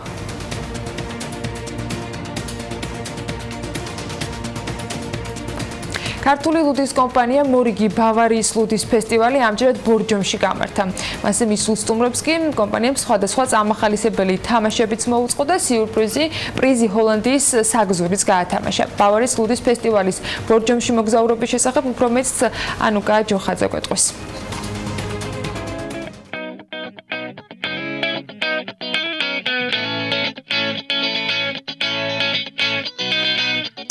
რუხი, ქუთაისი, რუსთავი და თელავი ბავარიის ლუდის ფესტივალის მოგზაურობა არ სრულდება. ბავარიის ლუდის ფესტივალი მორიგ რეგიონს ეწვია. ამჯერად მისი გაჩერება ბორჯომია. თუ რა სთავაზობს ლუდის მოყვარულებს ეს ფესტივალი, ამას ახლა ჩვენ ერთად გავიგებთ. ქალაქ ბორჯომში ძველი კინოთეატრის მიმდებარე ტერიტორიაზე ხალხმრავლობა არც თუ ისე ძნელი შესამჩნევია. ლუდის მოყვარულებს ქართული ლუდის კომპანიამ უამრავ ცივ და ქაფქაფალუდთან ერთად სხვადასხვა აქტივობები შესთავაზა. მასში მონაწილეობის მიღება კი ნებისმიერ მსურველს სრულიად უფასოდ შეეძლო. ერთი შეზღუდვით, ლუდთან დაკავშირებულ აქტივობებში მხოლოდ 18 წელს გადაცილებული პირები იღებდნენ მონაწილეობას. კაი ფესტივალია, ხშირად უნდა იყოს ხოლმე, მსგავსი ფესტივალები ბორჯომში, რომ მეტი ხალხი ჩამოვიდეს. მე ძალიან მომწონს ეს ლუდის ფესტივალი. პირველად ვარ საქართველოში და აქამდე სულ მეგონა რომ საქართველოს ღვინის სამშობლო იყო. თუმცა დღეს აღმოჩნდა რომ აქაც არის შესაძლებელი გემრიელი ლუდის დაგემოვნება, ისევე როგორც პოლონეთში, საიდანაც ჩამოვედი. რაც მთავარია ძალიან მომწონს საქართველოს და ბორჯომი. ფესტივალი ბორჯომში მთელი დღის განმავლობაში ამაღლებული განწყობით მიმდინარეობდა. შებინდა ბავარიის ლუდის ფესტივალის ტერიტორიაზე, თუმცა ამას საერთო განწყობაზე სრულებით არ უმოქმედია, რადგან მთელი დღის განმავლობაში მონაწილეებს ჯგუფი არა თავიანთი ცნობილი ჰიტებით ამხნევებდა. აი განწყობაა, ეხლა სცენაზე უკრავ და ხალხი მელოდება და უკეთესი განწყობა რო იყოს, ამისთვის უნდა დავუკრავ. ლუდის ფესტივალმა სტარტი აფხაზეთის მთებიდან აიღო, შემდეგ ქუთაისში, რუსთავსა და თელავში ჩატარდა. ყველა ქალაქს თავისი გამარჯვებული ჰყავს. ლუდის ყოველი მოყვარულისთვის ცნობილია, რომ ბავარიის ლუდის სამშობლო ჰოლანდიაა. სწორედ ამიტომ ქართული ლუდის კომპანიამ ბორჯომში ჩასული სტუმრებისთვის სხვადასხვა წამახალისებელ პრიზებთან ერთად გამარჯვებულისთვის სწორედ ბავარიის ლუდის სამშობლოს საგზურის გათამაშება გადაწყვიტა, სადაც ყოველ ქალაქში გამარჯვებულს ბავარია ტური ელოდება. ფესტივალმა სტარტი აიღო დაახლოებით 1 თვის წინ სამეგრელოში. ეს არის საზღვრისპირა სოფელი რუხისა და აფხაზეთიანი ძალიან ახლოს. დავიწყეთ აფხაზეთიდან, გადავიდეთ იმერეთში, ქონდა ფესტივალი ქუთაისში, რუსთავში, კახეთში. დღეს არის რიგით მეხუთე ფესტივალი ბორჯომში. და ბორჯომი მასპინძლობს, უბრალოდ ბავარიის ფესტივალი მასპინძლობს უკვე ბორჯომს. ყველა ქალაქს ყავს თავისი გამარჯვებული. შესაბამისად, ყველა ქალაქის გამარჯვებული მიემგზავრება ჰოლანდიაში, ბავარიის სამშობლოში, სადაც უკვე იქ უმასპინძლებს ბრენდის მესვეურები ქალაქების წარმომადგენლებს. ბორჯომმა გაამართლა იმედები, იმიტომ რომ ძალიან მაგარი განწყობა არის აქ. და ყველა ადამიანს, ვინც უყურებს სხვადასხვა რეგიონებიდან, ადევნოს თვალი ბავარიის Facebook გვერდს და ასევე სოციალურ ქსელებში ჩვენს აქტივობებს და ჩამოვიდნენ ფესტივალებზე, იმიტომ რომ ნებისმიერი მათგანი შეიძლება გახდეს გამარჯვებული. მეგობრებო, ნებისმიერი თქვენგანი შეიძლება გახდეს გამარჯვებული. მოდით. საღამო კულმინაციას მოუახლოვდა იმადა მონაწილეებში ბავარიის ლუდის სამშობლოში გამგზავრების სურვილმაც. მონაწილეები ერთმანეთს ფინალში დაუპირისპირდნენ, გამარჯვებულიც მალევე გამოვლინდა. დალევა საერთოდ არ მიყვარს. ლუდის მით უმეტეს, მაგრამ სვავ და ბედი ვცადე. მადლობა ბავარიას. ასე პრაგმატულად, დიდი მადლობა. შანს მოცემისთვის და ყველაფერი საუკეთესოა მე და ბავარიას რა თქმა უნდა. ბავარიის ლუდის ფესტივალის საბოლოო ლოკაცია ბორჯომი არ არის. ის მოგზაურობას კვლავაც განაგრძობს და რიგით მე-6 ფესტივალს ბათუმში, ანბანის კოშკის მიმდებარე ტერიტორია უმასპინძლებს. სოციალურმა ქსელმა Facebook-მა ერთ დღეში 120 მილიარდი ამერიკული დოლარი დაკარგა. ეს ამბავი ჩვენთვის უცხო ნამდვილად არ აღმოჩნდა, რადგან მას საერთაშორისო მედია და ჩვენს ბოლო პერიოდში აქტიურად ვაშუქებთ. თუმცა Facebook-ი ერთადერთი კომპანია არ არის, რომელსაც დანაკარგი ჰქონდა. რომელი კომპანიების საბაზრო ღირებულება შემცირდა, ამას ანუკა ჯოხაძე გვეტყვის. ახლა უკვე სტუდიიდან ანუკა დილამშვიდობის. დილამშვიდობის ანა. უახლეს ისტორიის მანძილზე ტექნოლოგიურმა კომპანიებმა ხშირად განიცადეს კრახი. ერთ-ერთი ასეთი კომპანია Intel-ია, რომელმაც 2002 წლის 22 სექტემბერს 91 მილიარდი ამერიკული დოლარი დაკარგა და მის ფასი აქციებზე 22%-ით შემცირდა. ეს მას შემდეგ მოხდა, რაც კომპანიამ ევროპაში პროდუქციის მოთხოვნასთან დაკავშირებული ინფორმაცია გაავრცელა და ასევე Intel-ის შემოსავლებთან დაკავშირებით ანალიზიც გამოაქვეყნა, რაც ანალიტიკოსების გათვლებს სრულებით არ შეესაბამებოდა. Intel-ის მსგავსად Microsoft-მაც დიდი ზარალი ნახა. 2000 წლის 3 აპრილს ტექნოლოგიურმა კომპანიამ 80 მილიარდი ამერიკული დოლარი დაკარგა. Intel-სა და Microsoft-ს კი ყველასთვის ცნობილი Apple მოსდევს, რომელმაც ფინანსური ზარალი 2013 წლის იანვარში ნახა. გამარჯობა. Apple-ის შემთხვევაში რა რაოდენობის ფინანსურ ზარალზეა საუბარი? აი, მაინტერესებს. უბრალოდ იყო საუბარი. გაგიმარჯოს. გიორგი, Apple-ს რა თქმა უნდა Facebook-ის მსგავსი ზარალი არ უნახავს, რადგან Facebook-ი ამ მიმართულებით შეიძლება ითქვას ლიდერია, თუმცა 2013 წელს Apple-მა საბაზრო ღირებულების 60 მილიარდი ამერიკული დოლარი მაინც დაკარგა. 2013 წლის ბოლოს კი iPhone-ის მწარმოებელმა შეძლო და თავის საწყის საბაზრო ღირებულებას მაინც დაუბრუნდა. მინდა აღვნიშნო, რომ 2008 წელი ბევრი კომპანიისთვის განსაკუთრებულად წამგებიანი აღმოჩნდა.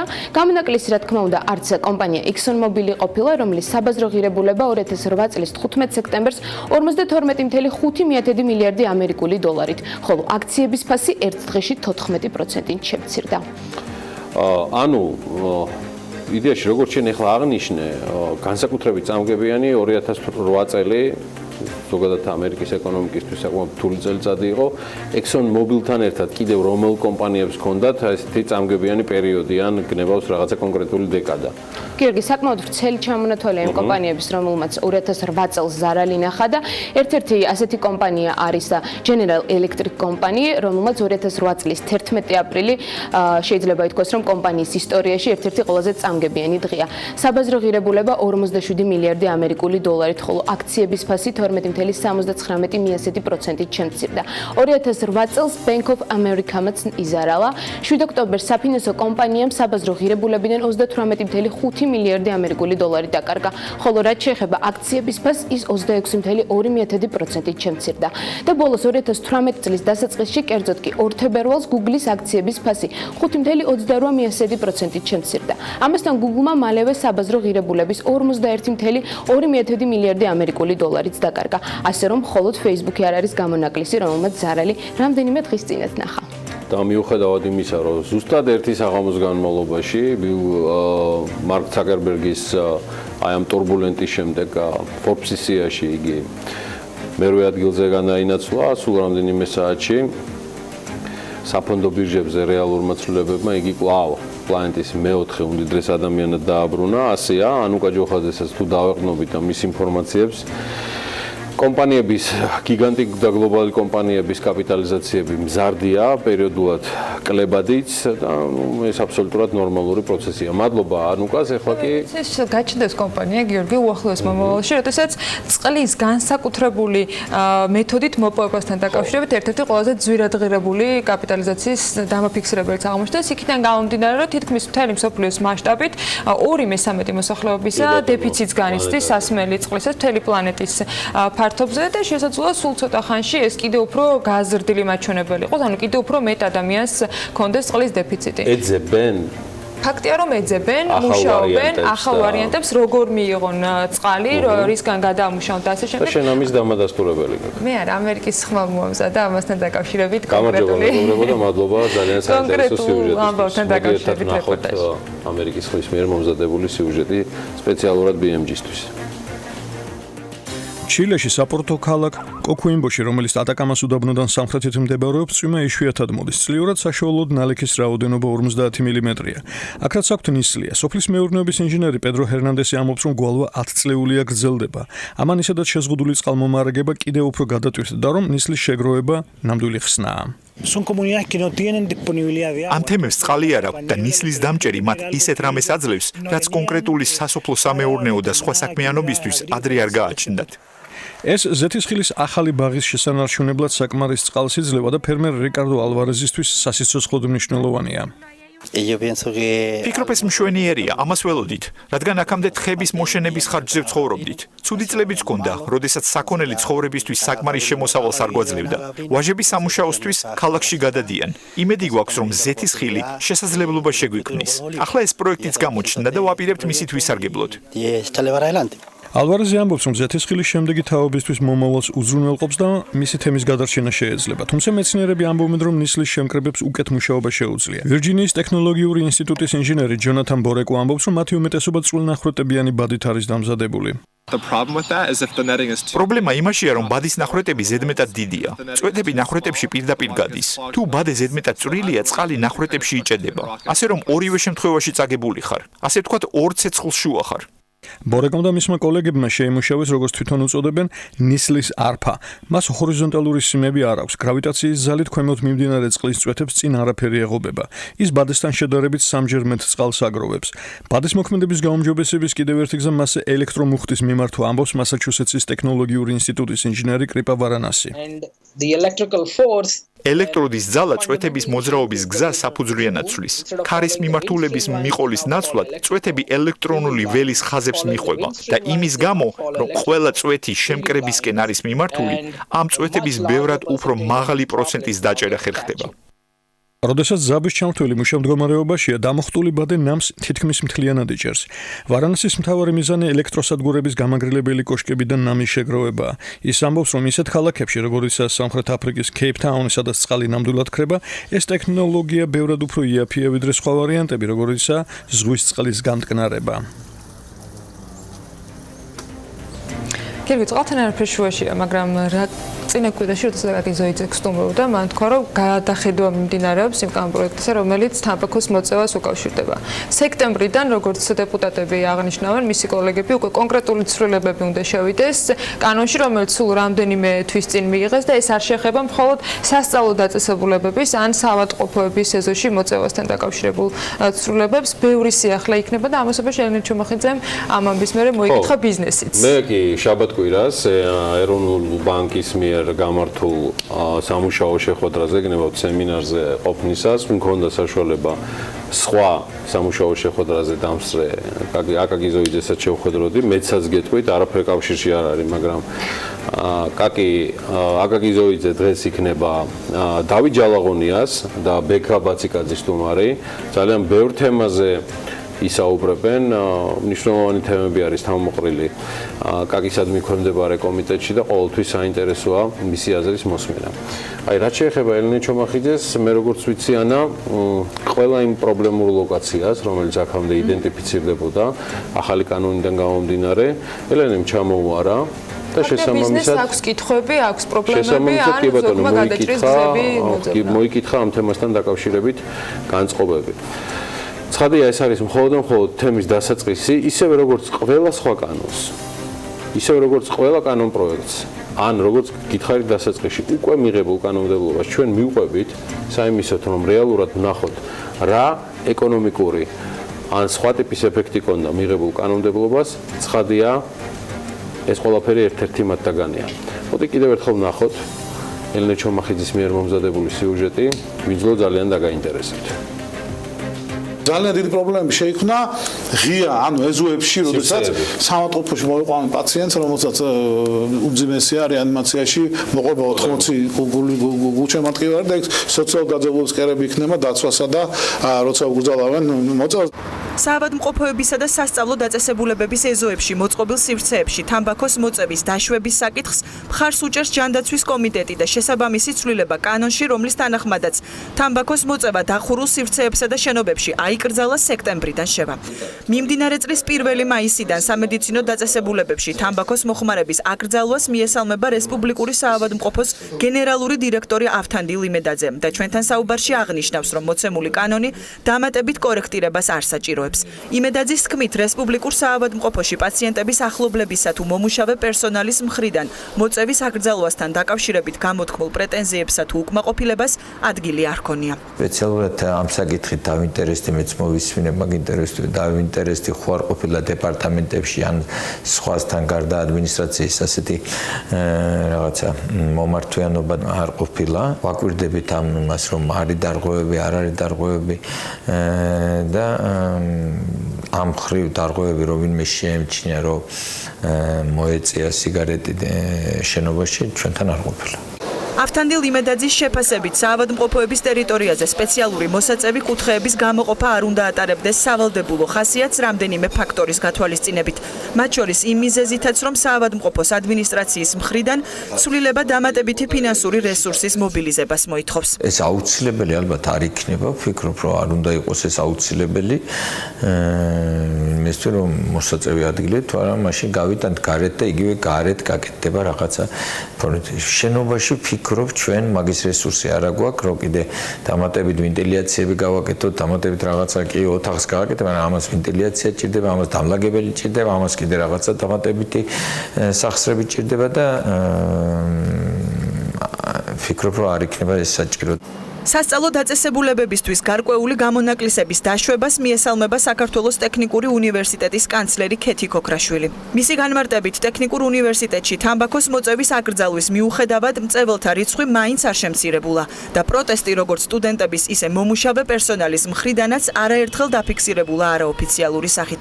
თუმცა მთავარი პრობლემა, რაც აღნიშნულმა საკანონმდებლო ცვლილებამ მოიტანა, არის ის, რომ აკრძალვა უარყოფითა დაისახა სასწავლო პროცესზე უნივერსიტეტში. ჩვენი კორპუსები არის მრავალსართულიანი კორპუსები, მაგალითად მე-6 კორპუსში დაახლოებით 5000 სტუდენტი სწავლობს და დაახლოებით 1200 პროფესორია დასაქმებული. შესაბამისად, წარმოიდგინეთ, რომ 15 წუთიან დასვენებაზე მათი დაახლოებით 70% იძულებულია, რომ ლიფტით დაეშვას პირველ სართულზე და გადავიდეს ტერიტორიიდან, მოწიოს სიგარეტი და დაბრუნდეს უკან. ამიტომ ხშირია შემთხვევები, როდესაც სტუდენტები ამ მიზეზის გამო იგვიანებენ 5-7 წუთით ლექციაზე. ამ ხრივ ჩვენ ნამდვილად გვექმნება დისკომფორტი. ქოქრაშვილი აღნიშნავს, რომ ჯანდაცვის კომიტეტის მიერ დაშვებული საკანონმდებლო ცვლილებებისთვის ტექნიკური უნივერსიტეტი მზად არის და ეს ცვლილება შეამცირებს როგორც სასწავლო პროცესში ზემოთქმულ ხარვეზებს, ისე დარღვევების ფაქტებს თამბაქოს აკრძალულ ტერიტორიაზე მოწევასთან დაკავშირებით. თუ მსგავსი რამ დაიშვება კანონით, რა თქმა უნდა, ჩვენ სრული მზაობა გვაქვს, რომ გამოვყოთ ისეთი სივრცეები, რომელიც იქნება სრულიად დაცული სუნისგან, კვამლისგან და ექნება 100%-იანი გაწოვა თამბაქოს დეპუტატ აკაკი ზოიძის განმარტებით, სხვა დახურულ შენობებს ეს ცვლილება არ შეეხება. რაც შეეხება რესტორნებსა და კაფეებს, ზოიძე მიიჩნევს, რომ ის კლება, რაც ამ კანონის შემდეგ დაფიქსირდა, სამომავლოდ დაბალანსებული იქნება. ამინდის პროგნოზის სპონსორია SEU Development.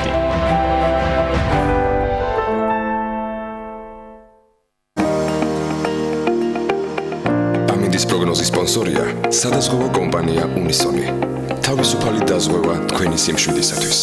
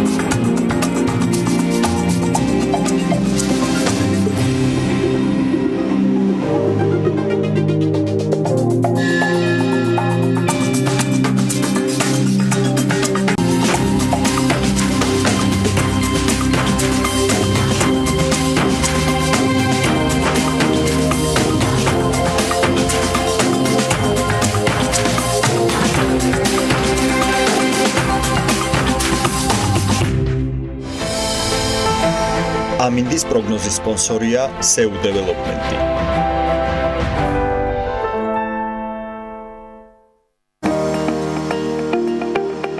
ამინდის პროგნოზის სპონსორია სადაზღვევო კომპანია უნისონი.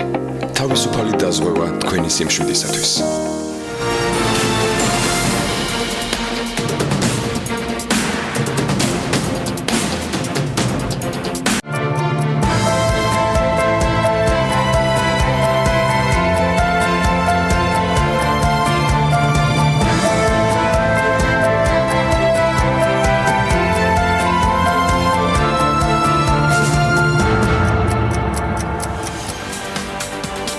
საქართველოს ეკონომიკური ზრდის მაჩვენებლებთან ერთად გუშინ შეერთებული შტატების მთლიანი შიდა პროდუქტის მაჩვენებლებიც, ზრდის მაჩვენებლებიც განახლდა 2018 წლის მეორე კვარტლის მონაცემების დაყრდნობით, რომელიც 4.1%-ია. ვაჯობეთ ამერიკას. რაც კვარტლური მაჩვენებლის მიხედვით ბოლო 4 წლის რეკორდია შეერთებული შტატების 2017 წლის მეორე კვარტალში კი ზრდამ შტატებში 3.1% შეადგინა 2016-ში 2.2. მოკლედ საერთაშორისო მედიას თუ გადავხედავთ ექსპერტების ნაწილი ზრდას კვლავ სკეპტიკურად უყურებს და დასკვნების გამოსატანად დროის უფრო ხანგრძლივ შუალედზე დაკვირვებას ითხოვს. იდეაში ჩვენც ვინ თუ არა ისევ გოგა მელიქიძესთან უნდა მოვიკითხოთ ეს ამბავი, რომელიც საუკეთესო მოპასუხეა და სპიკერი. გოგა გალტენტაგარტის სათავო-ოფისიდან გვერდდება და გასული კვირის საკმაოდ საინტერესო კვირის იდეაში მიმოხილვას გაგვიკეთებს თან იმის ფონზე, რომ ძირითადად ყველა ინდექსი იყო მზარდი, თუ არ ჩავთვლით NASDAQ-ს, რომელმაც საკმაოდ დრამატული 2%-იანი კლება განიცადა და ეს ყველაფერი ხდება იმის ფონზე, რომ ტრამპი და ჟან-კლოდ იუნკერი წარდგნენ საზოგადოების წინაშე. ერთგვარი ტურბულენტიც ახლდა ამ შეხვედრას, მაგრამ რაც მთავარია, ზედმეტი ამის შემდგომ უკვე აღარაფერი დაუწერია Twitter-ზე ტრამპს და ჟან-კლოდ იუნკერიც ფხიზელი იყო. ასე რომ რა შედეგები გამოიღო ამ შეხვედრამ უტარიფო სივრცეში, რომელსაც თავაზობს ტრამპი ევროგაერთიანებას, ამაზე და ბევრ სხვა თემაზე გოგა მელიქიძე, საბჭო მიმართულების ხელმძღვანელი გალტენტაგარტიდან. გოგა დიმამშვიდობის. დილამშვიდობისა გიორგი, მოგესალმები, მივესალმები ტელემაყურებელს. თქვენ კარგად აღნიშნეთ, გასული კვირა საკმაოდ საინტერესო იყო, მიუხედავად იმისა, რომ ესეთი აგვისტო დაიწყო და შეიძლება ითქვას ბიზნეს აქტიურობა მიკლო, გასული კვირა ძალიან საინტერესო იყო, მინდა აღვნიშნო. ამერიკული საფონდო ინდექსები გაიზარდნენ, ძირითადი ინდექსები, Dow Jones ინდექსი, NASDAQ-ი და Dow გაიზარდა ყველაზე კარგად 1.5% და წლის ჭრილში თუ შევხედავთ, გადავიდა, ანუ დადების დასაჩვენებს დაახლოებით 2.5%-ით. S&P 500 გაიზარდა უფრო ნაკლები, Dow-ს უფრო გაიზარდა ქონა, იმიტომ რომ ინდუსტრიული კომპანია და ინდუსტრიული აქციები შედიან მასში და ვიტყვი რატომ. S&P 500 ქონა დაახლოებით 0.3%-იანის და წლის მანძილზე დაახლოებით 5%-ზე მეტით არის გაზრდილი. შენ სწორად აღნიშნე, NASDAQ-ი მნიშვნელოვნად დავარდა, დაახლოებით 2%-ზე მეტით დავარდა კვირის მანძილზე და წლის თვალსაზრისით თუ შევხედავთ 13%-იანს დასაჩვენებს, როცა გასულ კვირის ამ დროს აჩვენებდა 15%-ამდე ზრდას. NASDAQ-ის ვარდნა ძირითადად განაპირობა Facebook-ის აქციებმა, გასული კვირის 4 შაბათს Facebook-ის აქციები დაახლოებით 19-20% დავარდა 4 შაბათის და 5 შაბათის ვაჭრობაზე. თავისი market cap-ის, ასე რომ ვთქვა, თავისი საბაზრო კაპიტალიზაციის 120 მილიარდი დაკარგა, თუმცა მიუხედავად ამისა, მაინც ესე ვთქვა, 5 ყველაზე მსხვილ კომპანიაში შედის. ბუნებრივია Facebook-ის აქციების ვარდნა სხვა ტექნოლოგიურ კომპანიებზეც გავრცელდა ეს და Twitter-ის, Intel-ის და სხვა მედიის და კომუნიკაციის და ტექნოლოგიური კომპანიის აქციებზეც ვარდა დავინახეთ. თუმცა Dow Jones-ი გაზრდილია, S&P 500-ი გაზრდილია, ძირითადად ეს განაპირობა შენც აღნიშნე კარგმა ეკონომიკურმა ზრდამ, მეორე კვარტალში ამერიკის ეკონომიკა წლიური ზრდა სადაც 4.1% აჩვენა, შეინთქმის არ იყოს ბოლო 4 წელი ამერიკას ესეთი კარგი, ასე ვთქვათ, კვარტალური ზრდა არ უჩვენებია და ნუ ბუნებრივია ამან დადებითი ზეგავლენა მოახდინეს საფონდო ინდექსებზე. ამავდროულად ემატება ის, რომ ჩვენ მეორე კვარტლის, ასე ვთქვათ, ფინანსური შედეგების გამოქვეყნების სეზონში ფონში ვართ. კომპანიები, ამერიკული კომპანიები საკმაოდ კარგ შედეგებს აქვეყნებენ, ესაც ბუნებრივია დადებითად აისახება საფონდო ინდექსებზე და შენც ასევე კიდევ ერთხელ სწორად აღნიშნე, რომ ტრამპი და ევროკომისიის ესე ვთქვათ იუნკერი ერთმა ევროკომისიის პრეზიდენტი ჟან-კლოდ იუნკერი ერთმანეთს შეხვდნენ და ეს შეხვედრა ძალიან კარგად იქნა შეფასებული ესე ვთქვათ საერთაშორისო ინვესტორების მიერ. ამას დადებითი ძვრა ჰქონდა ამერიკულ საფონდო ინდექსებისთვის და ევროპულ საფონდო ინდექსებისთვის. ევროზონაზე რო გადავალ, მაშინ მოვყვები ოდნავ დეტალურად ამასთან დაკავშირებით. აღვნიშნავ ერთ-ერთ სიტყვას ვიტყვი ობლიგაციების ბაზარზე. არის მოლოდინები განსაკუთრებით იაპონიაში, შეიძლება ითქვას, რომ და ამერიკაშიც, რომ გაიზრდება მინიმალური საპროცენტო განაკვეთი და ფედი გაზდის საპროცენტო განაკვეთს იმ ფონზე 0.1%-იანი დადო ამერიკამ და ბუნებრივია ეს აისახა ობლიგაციების ბაზარზე და ამერიკის 10 წლიან სახელმწიფო ობლიგაციებზე ოდნავ ფასის ვარდა დავინახეთ, იმიტომ რომ როგორც კი მოლოდინი ჩნდება საპროცენტო განაკვეთის გაზდის, ეს ბუნებრივია, ეს აკეთება, იმიტომ რომ ეკონომიკურის და ოდნავ ესე ვთქვათ დასტაბილურდეს, თუ შეიძლება ასე ითქვას, უფრო მეტად ეს კეთება ხომ ის გამო რომ ინფლაციური ფონი მოიხსნას და ბუნებრივია ეს აწובה ეკონომიკურ ზრდას და საბოლოო ჯამში ეს აწובה ობლიგაციების მიმდინარე ფასებს და სწორედ ეს ეფექტი დავინახეთ, რომ ამერიკის 10 წლიან სახელმწიფო ობლიგაციებზე ფასი ოდნავ დაბლა წამოვიდა.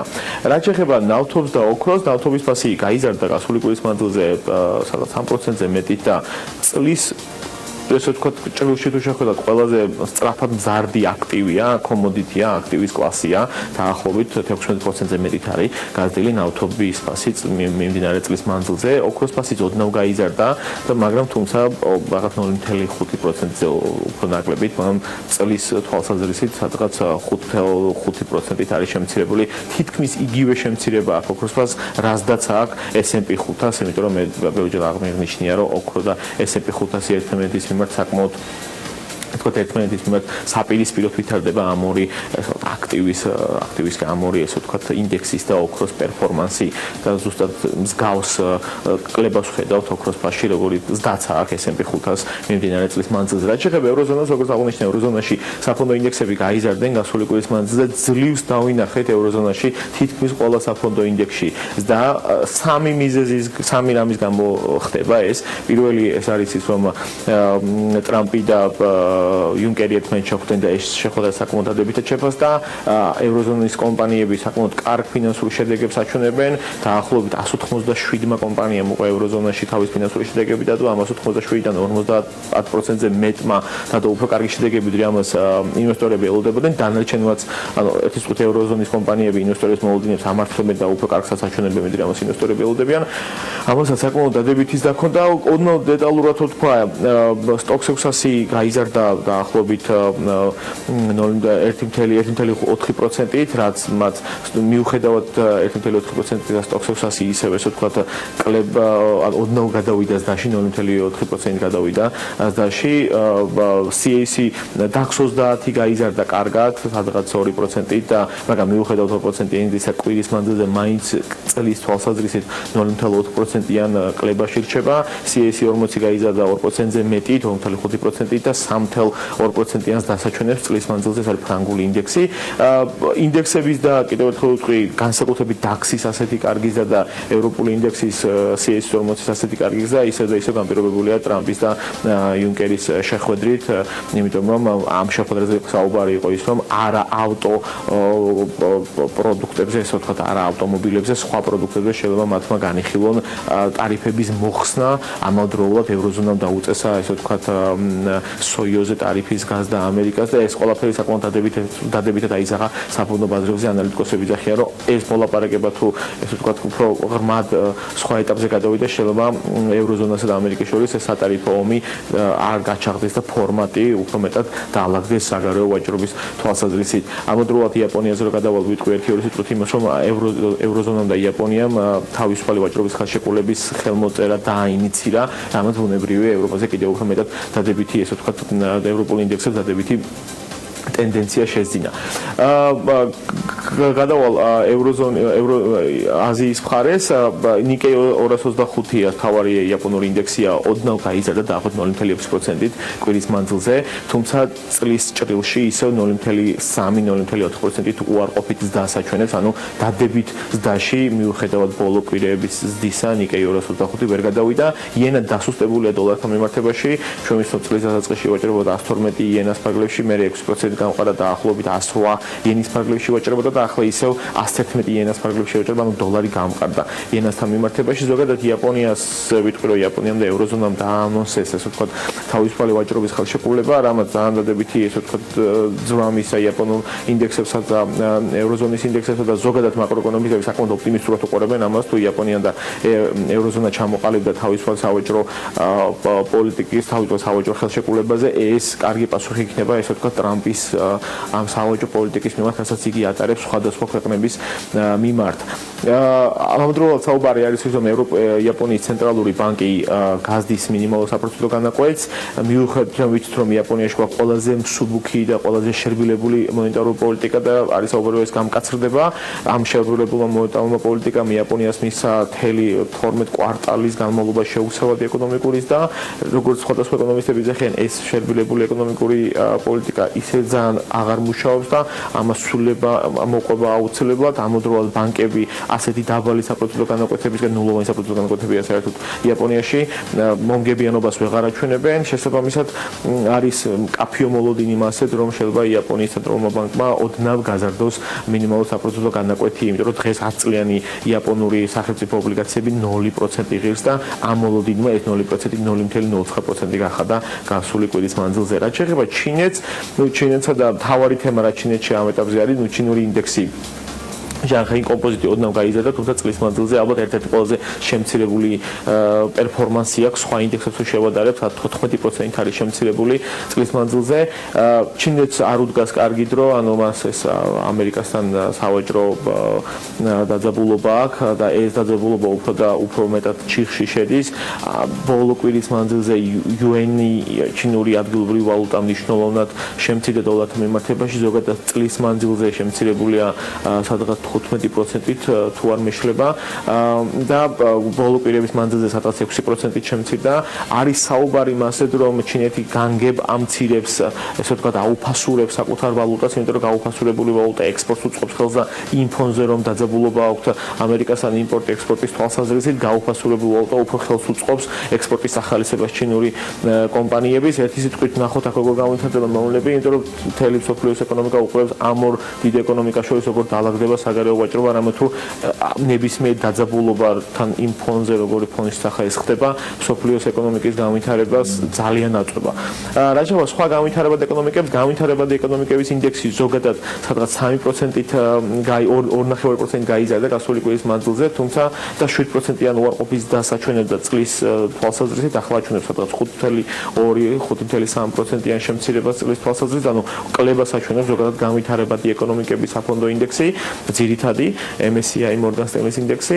რაც შეეხება თურქეთს ვიტყვი ერთ სიტყვას, გასულ კვირას თურქეთის ესე ვთქვათ ცენტრალურმა ბანკმა არ გაზარდა მინიმალური საპროცენტო განაკვეთი, ინვესტორების თვალსაზრისით ამას საკმაოდ უარყოფით შეფასება მოყვა, იმიტომ რომ თურქეთში მინიმალური საპროცენტო ინფლაცია 15%-ზე მეტი და მინიმალური საპროცენტო განაკვეთია 17.75% და ამის გაზრდას ელოდებოდნენ, იმიტომ რომ ინფლაციის დაჭერა მომხდარიყო, ამის გაზრდა არ მომხდარა, ამან უფრო მეტი დაწოლა განიცადა თურქულ ლირაზე, დაახლოებით კვირის მანძილზე რამოდენიმე პროცენტი დაკარგა, წლის მანძილზე დაკარგული აქვს სადღაც 20%-ზე მეტი თურქულ ლირას და დოლართან მიმართებაში.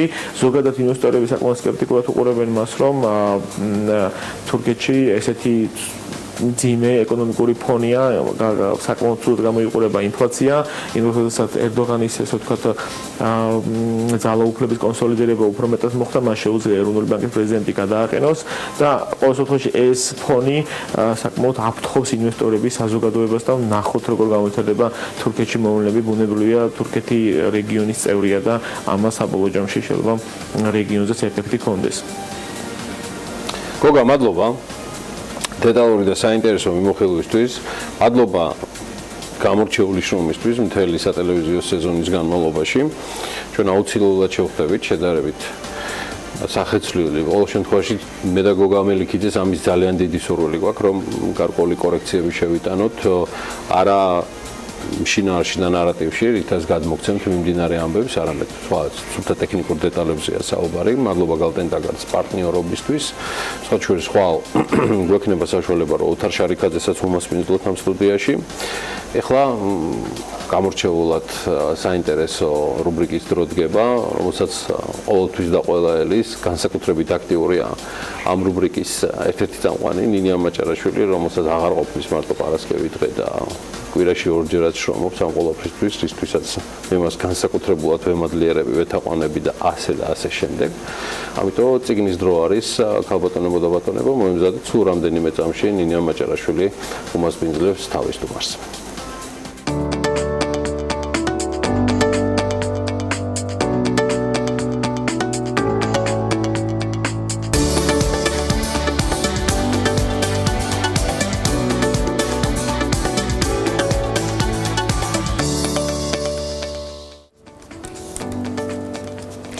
ნინია მაჭარაშვილი გვერდება საქმიანი დილის ეთერში და ახლა წარგვიდგენს როგორც გიორგიმ დაანონსა უკვე სტუმარს და ძალიან საინტერესო პრინციპში საბას ფინალისტების შედეგებს ნინია დილამშვიდობის. მოგესალმები ანა გიორგი დღეს ამ წლის უდაოდ ყველაზე მნიშვნელოვანი ლიტერატურული პრემიის შორტლისტს ექსკლუზიურად გამოვაცხადებთ.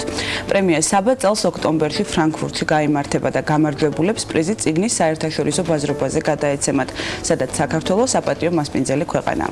დაჯილდოების ცერემონიისთვის თვალის მიდევნება საზოგადოებას ტელეკომპანია TV პირველის პირდაპირი ეთერით და ინტერნეტში TBC-სა და საბას Facebook-ი გვერდების საშუალებით შეეძლებათ.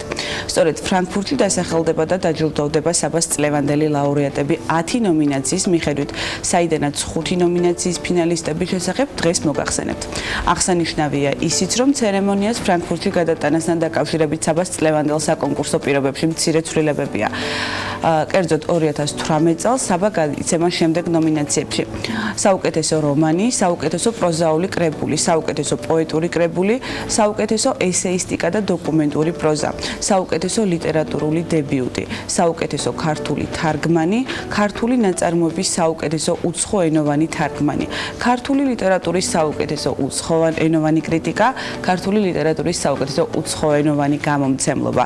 პრემია ქართულ-გერმანულ ლიტერატურულ ურთიერთობებში შეტანილი წვლილისათვის და ექსკლუზიურად წიგნის დროში. ჩვენი სტუმარია ელექტრონული წიგნების სახლის საბას დირექტორი ირინა ჯავახაძე. ძალიან დიდი მადლობა ქალბატონო ირინა მობრძანებისთვის. დავიწყოთ პირველი კითხვით და სანამ შორტლისტს გამოვაცხადებდეთ, კითხავთ თუ რამდენი განაცხადი შემოვიდა წელს საბაზე, რამდენმა ტექსტმა მიიღო მონაწილეობა. პირველ რიგში მივესალმები თქვენს მაყურებელს, მადლობა მოწვევისთვის. მოგახსენებთ, წოდებული გრძელი სია შეადგენდა 300 წიგნს. დღეს გამოცხადდება 10 ნომინაციიდან მხოლოდ 5 ნომინაცია, 5 ფინალისტი დასახელდება.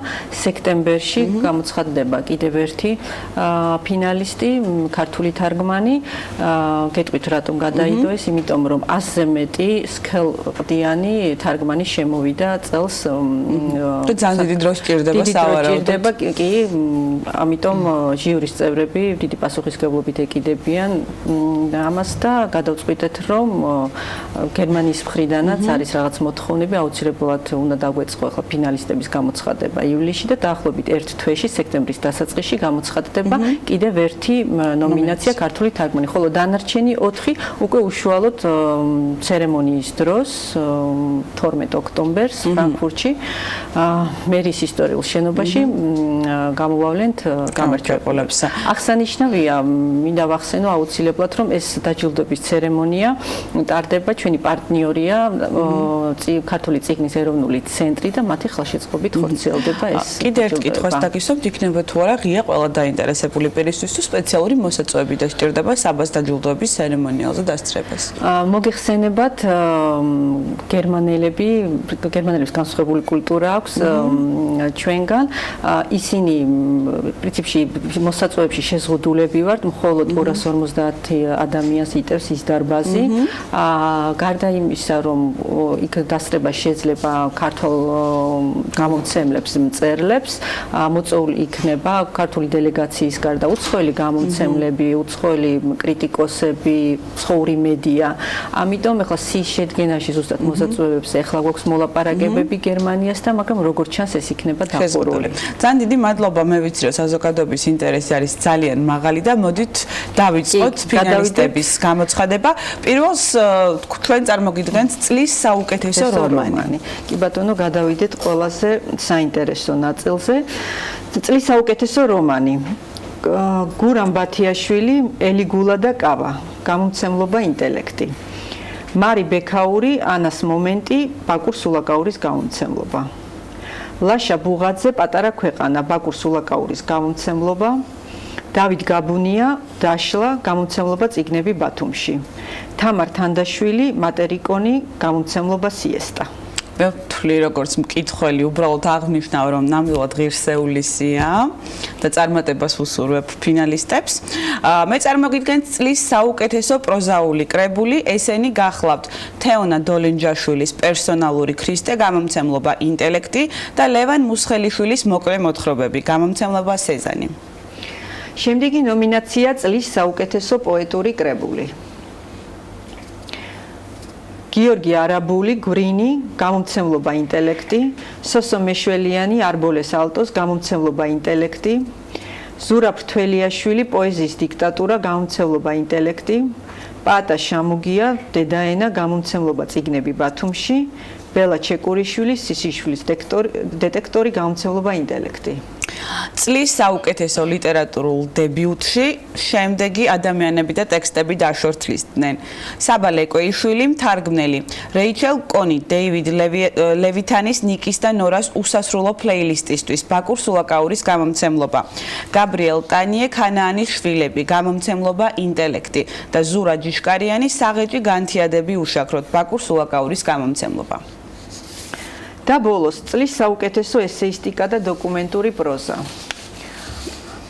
მხოლოდ 3 ფინალისტი გვყავს ამ ნომინაციაში: სოსო მეშველიანი, ქუნარეშ, გამომცემლობა ინტელექტი, ირმა ტაველიძე, სტალინის ნაძვები და სხვა ტექსტები, გამომცემლობა დიოგენე და მარინა ქარცივაძე, მოდუს ვივენდი, გამომცემლობა ქოლგა.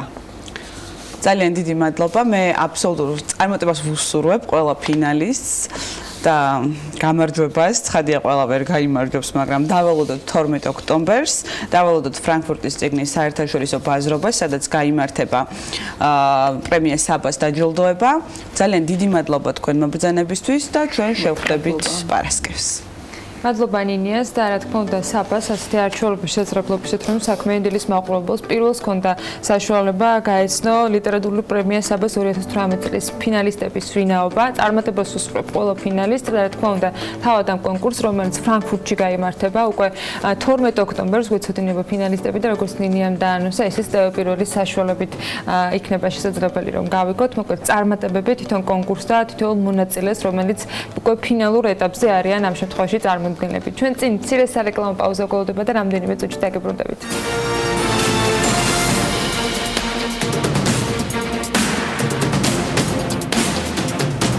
ხილის თემაზე ვაგრძელებთ საუბარს. წლევანდელი მოსავლის აღებამდე ძალიან მცირე დროა დარჩენილი, ზოგიერთ შემთხვევაში ხილის ხარისხის და რაოდენობის შესახებ მონაცემებიც უკვე არსებობს და სწორედ ამ თემაზე ისაუბრებს ახლა თათია ჩაფიჩაძე სტუმართან ერთად. თათია, დილა მშვიდობის კიდევ ერთხელ.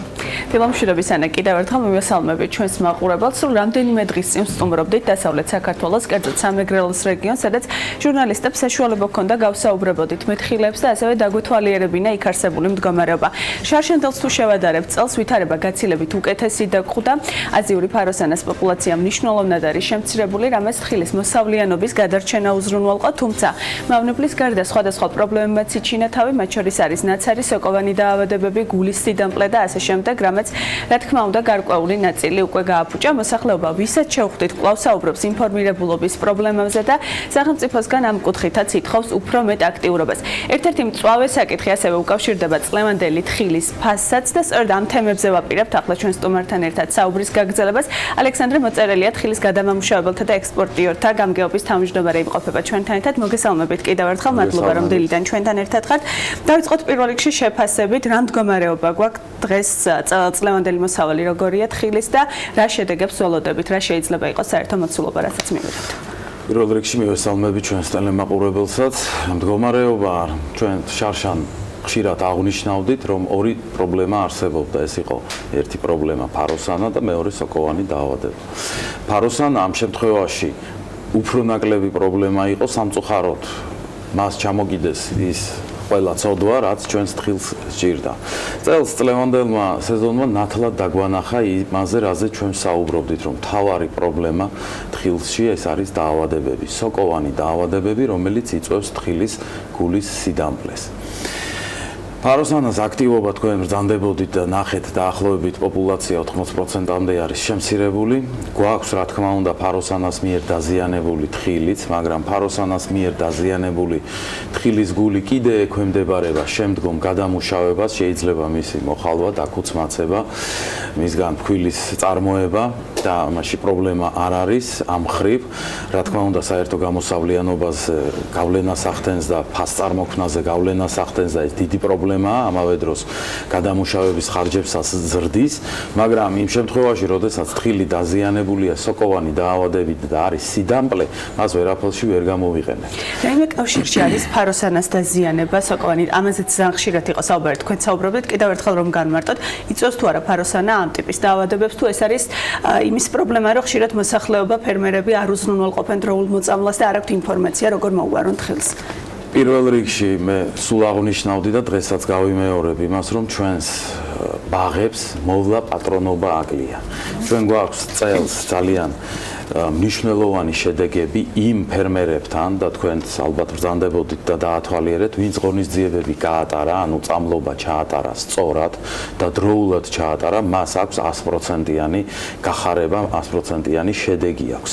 და მისი მიმდებარე ნაკვეთი, სადაც ღონისძიება არ ჩატარებულა, ან ჩატარდა არასწორად, იქა გვაქვს დაზიანება. ეს უკვე ნათლად მეტყველებს იმაზე, რომ მოვლა პატრონობის საკითხი, რომელიც ასე რიგად დიდი ხანია მწვავედ დგას, დღესაც დგას და ამდენად თუკი ჩვენ 2 წლის განმავლობაში ასეთი მძიმე პრობლემები რაც ქონდა, წელს მესამე წელია მოგეხსენებათ ამ შემთხვევაში, ფერმერების გარკვეულმა ნაწილმა ეს გაითავისა და წელს ჩატარდა წამლობა. ალბათ დაახლოებით 20-25% ფერმერებისა, ვინც ჩაატარა სწორად წამლობა და მათ შედეგიც დაინახეს. იმედი მაქვს ამასავალს ველოდებით აქედან გამომდინარე და რამდენად მეტია შარშანდელთან შედარებით, იმიტომ რომ ფაქტობრივად გაქრა საექსპორტო ჩამონაცვლიდან თხილი წელს თუ სამწუხაროდ ეგრეა. წელს ჩვენ დაახლოებით გამოცხადებული იყო მსოფლიოს კონგრესზე დაახლოებით 85,000 ტონა, თუმცა ეს 85,000 ტონა ნამდვილად არ იქნება. ფიქრობთ დაახლოებით დათვლის შედეგად 65-70,000 ტონის ფარგლებში ეს რაც ნაყოფი მივიღეთ, მაგრამ ამ ნაყოფიდან ახლა რამდენი გადარჩება, ეს კიდე სხვა საკითხია. რამდენი პროცენტია დაზიანებული? სრული, როცა 100%-იანი ალბათ რთულია, მაგრამ ყველაზე კარგი შედეგი რამდენია, რამდენს ვიღებთ და შესაბამისად რამდენი? სხვადასხვა რეგიონებში გვაქვს სხვადასხვა მონაცემები. ყველაზე მაღალი დაზიანება ახლა რაც დღესდღეობით არის, ეს არის დაახლოებით 17%-ის ფარგლებში. ეს 17% არის ძირითადად დაზიანებული სოკოვანი დაავადებისაგან. ფაროსანას აქტივობა პრაქტიკულად ძალიან დაბალია. ფაროსანას გამოდაზიანებული თუ გაქვთ ეს რაღაცა? ზოგან საერთოდ არ არის და სადაც გართულებული იყო ბუნებრივი პირობების გამო შეწამლა, იქ არის დაახლოებით 5%-ის ფარგლებში. ესეც მცირე ნაწილებში. ამავე დროს აღსანიშნავია, რომ სხვა კულტურებშიც ფაროსანას დაზიანება მინიმალური არის. ბატონო ალექსანდრე, რამ გამოიწვია? სულ იყო საუბარი იმაზე, რომ იმიტომ გაშენდა თქვა დასავლეთ საქართველოში, ამდენი სამეგრელოში, გურიაში, იმერეთშიც მათ შორის, რომ თხილს არ ჭირდებოდა ბევრი მოვლა, რაღაც ესეთი მითი არსებობდა და თხილი მოდიოდა თავისით. ბოლო წლების განმავლობაში ბევრნაირმა პრობლემამ მიჩინა თავი და შესაბამისად ბევრი მითქმა-მოთქმა მოყვა დაკავშირება სხვადასხვა თემებთან. რა არის რეალური პრობლემა, რატომ დაზიანდა და თქვა როგორ უნდა მივხედოთ იმისთვის, რომ რეალური ეკონომიკური შედეგიც მივიღოთ პირად სარგებელთან ერთად. ნებისმიერ სცენარეს ჭირდება მოვლა პატრონობა. არ არსებობს სცენარე, რომელსაც მოვლა არ ჭირდებოდეს და ისე იძლეოდეს ნაყოფს. ამ შემთხვევაში ეს თქვენ რაც ბრძანეთ, მეც ხშირად გამიგია, რომ თხილს მოვლა არ უნდა. როდესაც თხილი არსებობდა საქართველოში ერთეული ნარგავობის სახით, მაშინ რა თქმა უნდა ის იძლეოდა ნაყოფს. ბოლო წლებში მოხდა მნიშვნელოვნად გაიზარდა თხილის პლანტაციები დასავლეთ საქართველოში.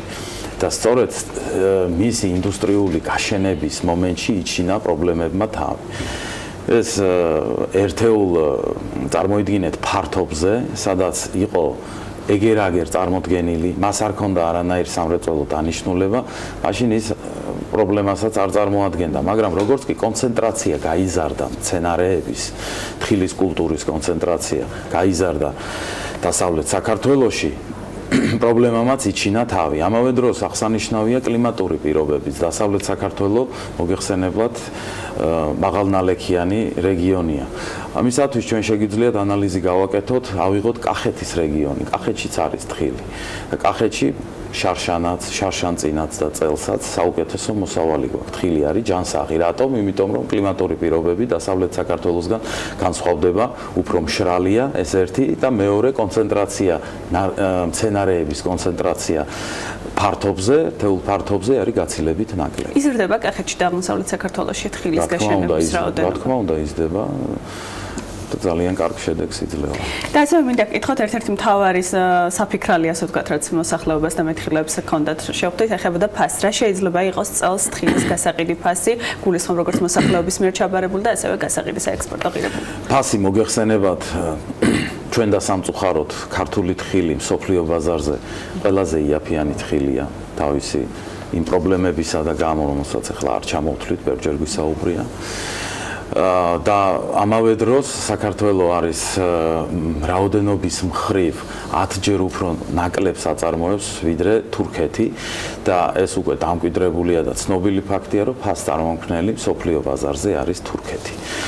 იმის შემდეგ, რაც თურქეთის ფასი გახდება ცნობილი, ხდება უკვე ქართული თხილის ფასის დადგენა. დღეს თურქული თხილი მსოფლიო ბაზარზე 1 კილოგრამი თურქული თხილის გული ღირს 5.90 დოლარი, 5.80. აი ეს არის ფარგლები. ამავე დროს გასათვალისწინებელია ისიც, რომ თურქული გაუტეხავი თხილიდან 50%-იანი გამოსავლიანობაა. მაშინ, როდესაც საქართველოში 1 კილოგრამი გაუტეხავი თხილიდან 40%-იც აღარ არის. 40 გქონდა ჩვენ 4-5 წლის წინათ, მაგრამ ეხლა იმასაც ვერ ვღებულობთ.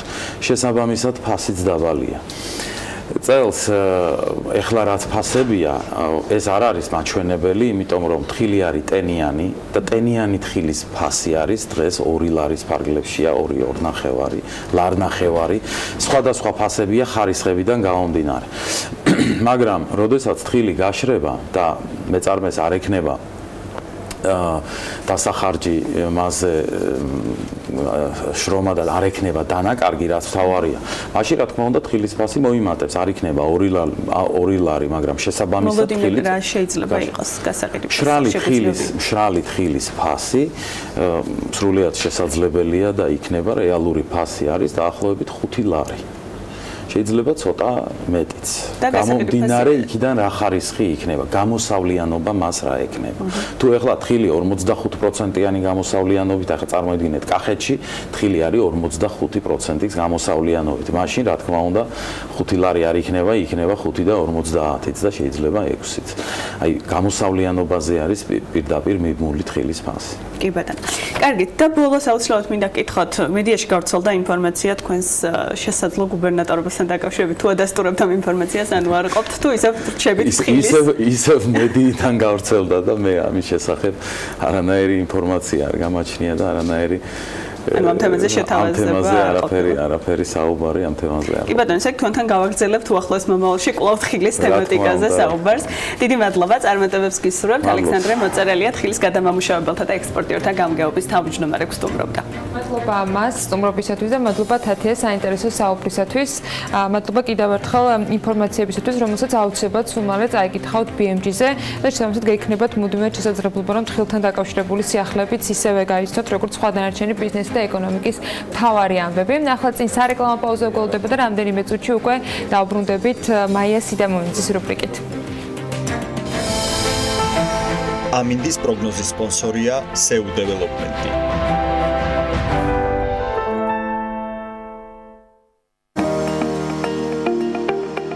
ამინდის პროგნოზის სპონსორია სადაზღვევო კომპანია უნისონი. თავისუფალი დაზღვევა თქვენი სიმშვიდისათვის.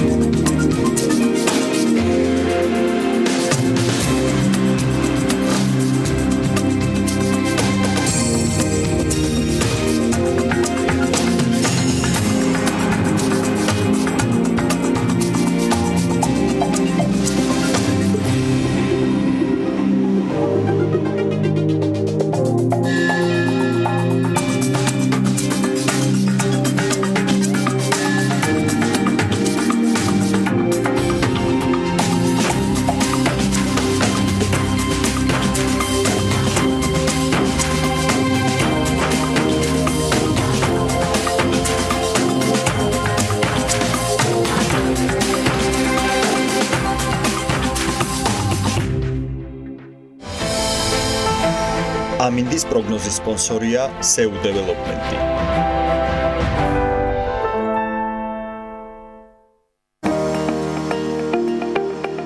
ამინდის პროგნოზის სპონსორია სადაზღვევო კომპანია უნისონი. თავისუფალი დაზღვევა თქვენი სიმშვიდისათვის.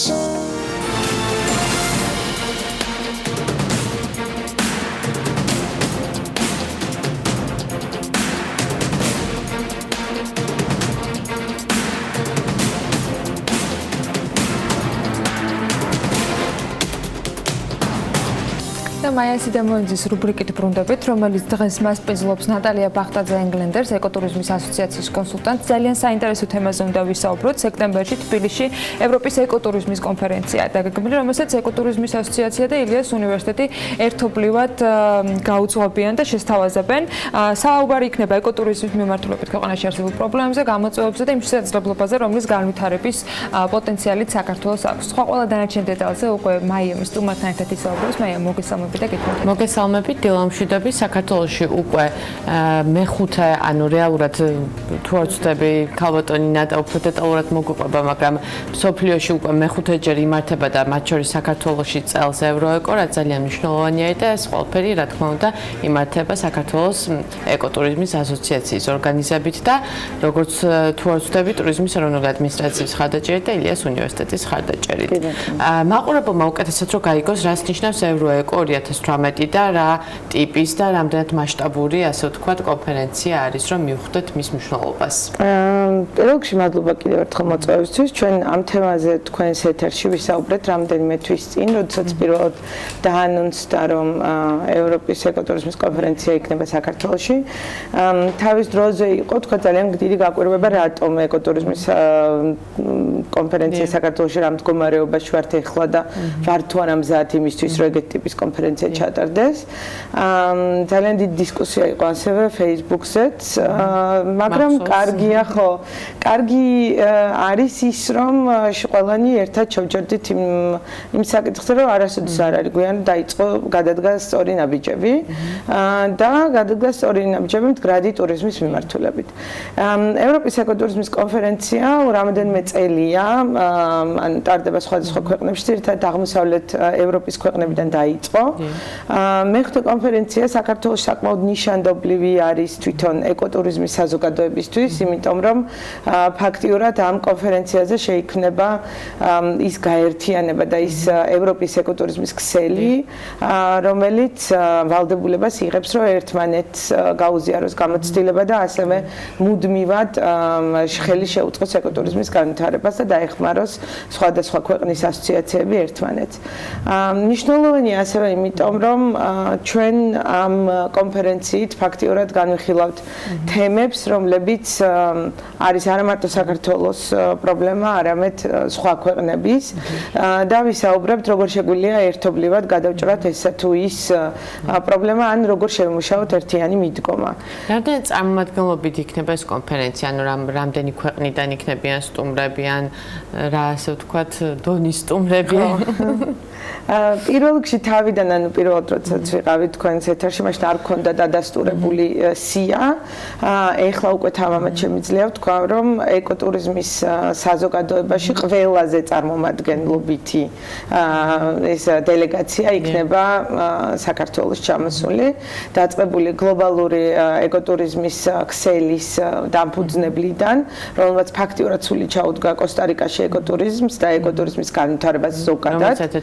სამაგალითო მიმართულება ეკოტურიზმში, მათ შორის ბატონი მასარო ტაკაიამა, რომელიც აზიის ეკოტურიზმის ქსელის თავმჯდომარეა და ასევე ძალიან დიდი წვლილი აქვს ეკოტურიზმის და მდგრადი ტურიზმის განვითარებაში და ასევე ის ადამიანები, ვინც შექმნა ტურიზმ 2030. ანუ როდესაც ჩვენ მსოფლიო, ანუ გაეროს ტურიზმის ორგანიზაცია გვესაუბრება, თქვათ, რომ არის ჩვენი მდგრადი განვითარების, როგორ უნდა განვითარდეს ტურიზმი მდგრადი განვითარების მიზნებთან საპირწონედ და პარალელურად, ეს არის ზუსტად ის ადამიანები, ვინც შექმნეს ტურიზმ 2030-ის კონცეფცია. ასევე გვეყოლებიან ძალიან საინტერესო, ესეთი ძალიან ავთენტური თემების წარმომადგენლები, ლაპლანდიის თემის წარმომადგენლები, ჩვენ როდესაც ვუყურებთ ხოლმე, რომ აი ლაპლანდიაში მიდიან ტურისტები და ახალ წელს ნიკოლაუსი იქ არის და ასე შემდეგ.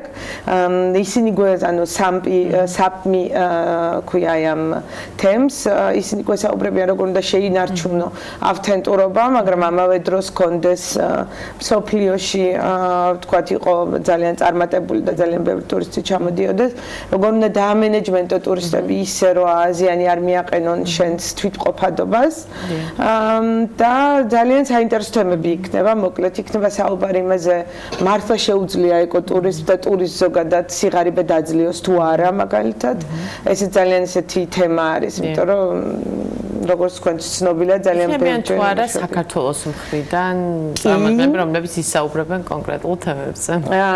საქართველოსთან შეირჩა და წარმომადგენლები იქნება ძალიან საინტერესო სხვადასხვა სექტორებიდან, იქნებიან ეკოტურისტული მომსახურების მომწოდებლები, იქნებიან ისინი, ვინც ასევე კონსერვაციაზე არიან ორიენტირებული, ბიზნესები, რომლებიც ამ მიმართულებით მიდიან, ასევე ადამიანები, რომლებიც მუშაობენ თემის განვითარებაზე ქვეყანაში და ასევე იქნებიან ის ადამიანები, რომლებიც თქვათ გზების გაპროტესტება, როცა ხდება მთიან რეგიონებში. ძალიან მიხარია, რომ მე ანუ ეს ზოგადი თემატიკა აღარ არის, ანუ ზოგადი კამათი არ მიდის ამ თემაზე და იქნება ჩამოყალიბებული, კვლევები გამყარებული და მაგალითებით გამყარებული პრეზენტაციები, რომელიც საპირწონე იქნება იმ მე ვიტყოდი არგუმენტების, რომელიც მოაქვს ხოლმე ვთქვათ ინფრასტრუქტურის სამინისტროს სხვადასხვა გზების გაყვანის გასამართლებლად. ანუ ჩვენ აქ აღარ ვისაუბრებთ ზედაპირულად, აქ გვექნება უკვე არგუმენტირებული პრეზენტაციები, თუ რატომ უნდა იქნება წარმოდგენილი მეორე მხარე, თუნდაც ინფრასტრუქტურის სამინისტროდან გარდა. ინფრასტრუქტურის სამინისტრო წარმოდგენილი ისე არ იქნება, იმიტომ რომ ეს არის სამუშაო კონფერენცია, მაგრამ ამ პუბლიკაცია, რა თქმა უნდა, პუბლიკაცია ანუ გამოქვეყნებული იქნება ყველა ის პრეზენტაცია, რომელიც იქ იქნება და შემდეგ ეს უკვე იქნება საფუძველი შემდეგი დისკუსიების და საკმაოდ კარგი საფუძველი იქნება, რისთვისაც ჩვენ ფაქტიურად ვმუშაობთ, რომ ამ ქვეყანაში დავიწყოთ საფუძვლიანი კამათი ამა თუ იმ პროექტების შესახებ, სადაც გაანალიზებული იქნება სოციალური ფაქტორიც, ეკონომიკური ფაქტორიც და ასევე კონსერვაციის ფაქტორიც. მე მიუხედავად იმისა, რომ რეალურად საქართველოს დღესდღეობით აქვს ქვეყანას პოტენცია, რომ ასე ვთქვათ, განავითაროს ეკოტურიზმი, მაგრამ მეორე მხრივ გვაქვს პრობლემები. რატომ აიჩეს, რომ მეხუთე კონფერენცია ჩატარდეს საქართველოში? იმიტომ რომ ჯერჯერობით არ პოზიციონირდებით როგორც ეკოტურისტული მიმართულება სამწუხაროდ. არა, მაგრამ ვიწყებთ პოზიციონირებას და ესეც იყო ჩვენი ძალისხმევის ძირითადი მოტივატორი, რომ იმისთვის, რომ საქართველოში ჩვენ დავიწყოთ ამ მიმართულებით განვითარება, თქვენც ანუ კარგად იცით, რომ ტურიზმში შეუძლებელია თავზე მოახვიო ადამიანს კონკრეტული მომსახურებები. ადამიანმა თვითონ უნდა დაინახოს, რომ ეს მოდელები წარმატებულია და ბიზნესის კუთხითაც ძალიან წარმატებულია. ამიტომაც ჩვენ ერთი თემა გვაქვს მიძღვნილი ამაზე, ეკოტურიზმი როგორც წარმატებული ბიზნეს მოდელები და ამის მაგალითები თვითონ ეს გლენ ჭამპოლი, ანუ მსოფლიო ეკოტურიზმის, ანუ გლობალური ეკოტურიზმის ქსელის წარმომადგენელი ისაუბრებს ამაზე, იმიტომ რომ ერთ-ერთი წარმატებული ბიომეურნეობა აქვს და ეკოტურისტული მომსახურება კოსტა-რიკაში, რომელიც სულაც არ ღირს იაფი არ არის ეს იქნებოდა თუ არა კოსტა-რიკა საქართველოს რაღაცა მაგალითი მათ როგორ განავითარეს თუ რაღაც სხვა ქვეყნის მაგალითები უფრო გასაზიარებელი იქნება, რაც შეიძლება რომ ამ კონფერენციის ფარგლებში იყოს. მე მგონი რომ ყველას მაგალითი უნდა ვნახოთ და მაინც ჩვენი მიდგომა განვავითაროთ, იმიტომ რომ ამოსავალი წერტილი არის მაინც ჩვენი ცნობიერება და ჩვენი არსებული მდგომარეობა და მენტალიტეტი. იმიტომ რომ ძალიან რთულია ვთქვა სოფელში მაცხოვრებელ ადამიანს და აუნტკიცო რომ კარგია ქონდეს ბიოდინამიური მეურნეობა, ანუ ბიომეურნეობა და იშრომო მიწაზე და ამისი ცოტა სარგებელი ქონდეს, მაგრამ გრძელვადიანად, ვიდრე რომ არ ქონდეს საერთოდ არანაირი მეურნეობა, იყიდო ვთქვა იგივე თურქული პომიდორი და გაყიდო ვთქვა იგივე ლარსისკენ მიმავალ გზაზე. მაყურებელს ალბათ საინტერესებს, როგორ შეიძლება ვისაც აქვს სურვილი, ანუ დასწრება როგორ ხდება ამ კონფერენციაზე. რეგისტრაცია უნდა გაიარონ, საკმაოდ ცოტა დრო დარჩა სამწუხაროდ. ნამდვილად. სულ რაღაც 16 დღეის ჩათვლით რეგისტრაციისთვის, შეუძლიათ გაიარონ რეგისტრაცია და ანუ მსმენელად დაესწრონ აბსოლუტურად ყველა ეხება კერძო სექტორსაც, სტუდენტსაც აბსოლუტურად. არის მნიშვნელოვანი ასევე რომ ჩვენ ფაქტიურად, იმიტომ რომ ძალიან საინტერესო თემებია და ბევრი თემებია, მართალია პარალელური სესიებია, ან მაინც აქვს იმის საშუალება, ვთქვათ, ლაივში ან შემდეგ ჩანაწერი მოისმინოს შემდეგი, ანუ სხვა სესიის და დაესწროს ეს ერთს. ანუ ეს საშუალებაც იქნება, ფაქტიურად ყველა მოხსენება რაც იქნება, ამის ჩანაწერი იქნება და შემდეგ განთავსებული. არის თუ არა რაღაც კონკრეტული საიტი, საიდანაც უნდა დარეგისტრირდეს. ეკოტურიზმ.gz შეუძლიათ შემდეგ უკვე ბანერზე დაკლიკონ და უკვე გადავლენ სარეგისტრაციო ფორმულარზე.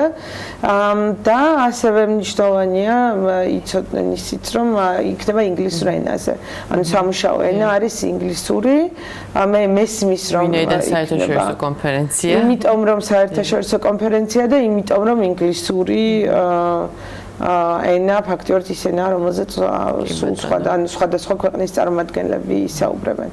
იყო საუბარი იმაზეც, რომ აი რატომ არ არის ქართული, იმიტომ რომ საქართველოში ტარდება, მაგრამ გამოსვლელების ან პროცენტულობა არის სადღაც ძალიან ცოტა, შეიძლება ითქვას, ქართველების არიან ძირითადად სხვა ქვეყნის წარმომადგენლები და ჩვენ ამიტომაც გადავწყვიტეთ, რომ მთლიანად ინგლისურენოვანი გარემო შეგვექმნა, იმიტომ რომ ეს არ არის ტიპიური კონფერენცია, ეს არ არის მხოლოდ მომხსენებელი, რომელიც ეს არის ინტერაქტიული კონფერენცია, სადაც შემდეგ ყოველი თემის შემდეგ იქნება დისკუსია და ასევე ანუ კითხვა-პასუხის რეჟიმი.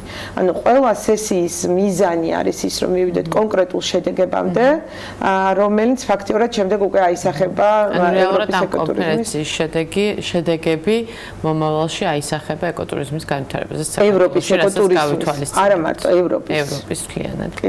ძალიან დიდი მადლობა, წარმატებებს გისურვებთ, დარწმუნებული ვარ, ძალიან საინტერესო კონფერენცია იქნება. მე კი მაყურებელს უკვე ტურიზმის რუბრიკით სექტემბრამდე დავიმშვიდობები. მადლობა მაიასი და მოინძოს ტრადიციულად არაჩვეულებრივად დასრულებული სეზონისთვის და ძალიან საინტერესო საუბრისათვის, რომელიც ნატალია ბახტაძე ენგლენდერთან შედგა ეკოტურიზმის ასოციაციის კონსულტანტი სტუმრობდა დღეს ილიანის ბიზნესის სკოლის ტურიზმის ცენტრის ხელმძღვანელს. სექტემბერში ამ თემას აუცილებლად კიდევ დაუბრუნდები და დარწმუნებული ვარ, რომ კიდევ ბევრი საინტერესო თემა იქნება განსახილველი, მათ შორის BMG-ს ეთერების საშუალებით. საქმიანი დილის ეთერში კი უკვე ბექა ბაციკაძე დიდი ხანია შემოგვიერთდა და ელოდება ჯერს, როდის შეძლებ დავაანონსოთ საქმის კურსის ეთერი, რომელიც 3-ზე დაიწყება.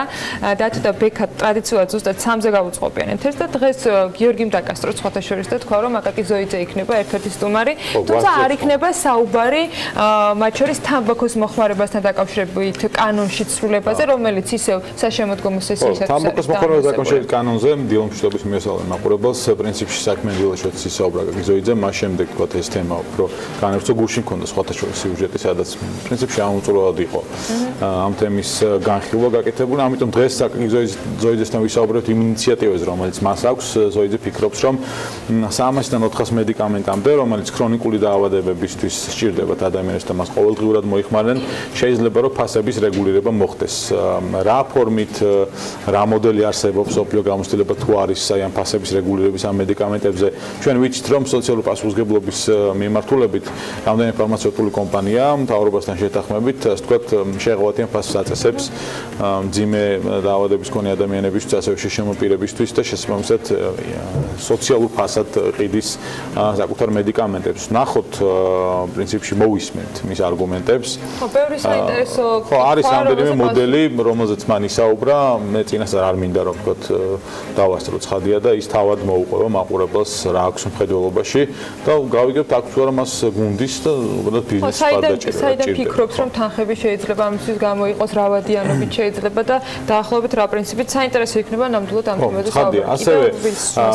ასევე ვისაუბრებთ შრომის უსაფრთხოების შესახებ კანონზე, რომელიც მიღებულია და რომლის ასე ვთქვათ გადახედვაც მიმდინარეობს, რატომ გახდა საჭირო ვთქვათ აი ამ მოკლე პერიოდში გაზაფხულიდან ზაფხულის ჩათვლით შრომის უსაფრთხოების კანონის გადახედვა, ვთქვათ რა არგუმენტები აქვს ხელისუფლებას მთელ რა მუშაობს ამ თემაზე და მოკლედ ყველა დეტალი უნდა გაარკვიოს. მიმდინარე თემები იქნება ცხადია ჩვენი გადაცემის საქმის კურსიც, ნუ ის ამბები რაც 3 საათამდე ბიზნესს და ეკონომიკას. ეს გადავხედოთ ვიდეოანას კიდევ ერთხელ და შემდეგ უკვე დავამშვიდობებით მაყურებელს.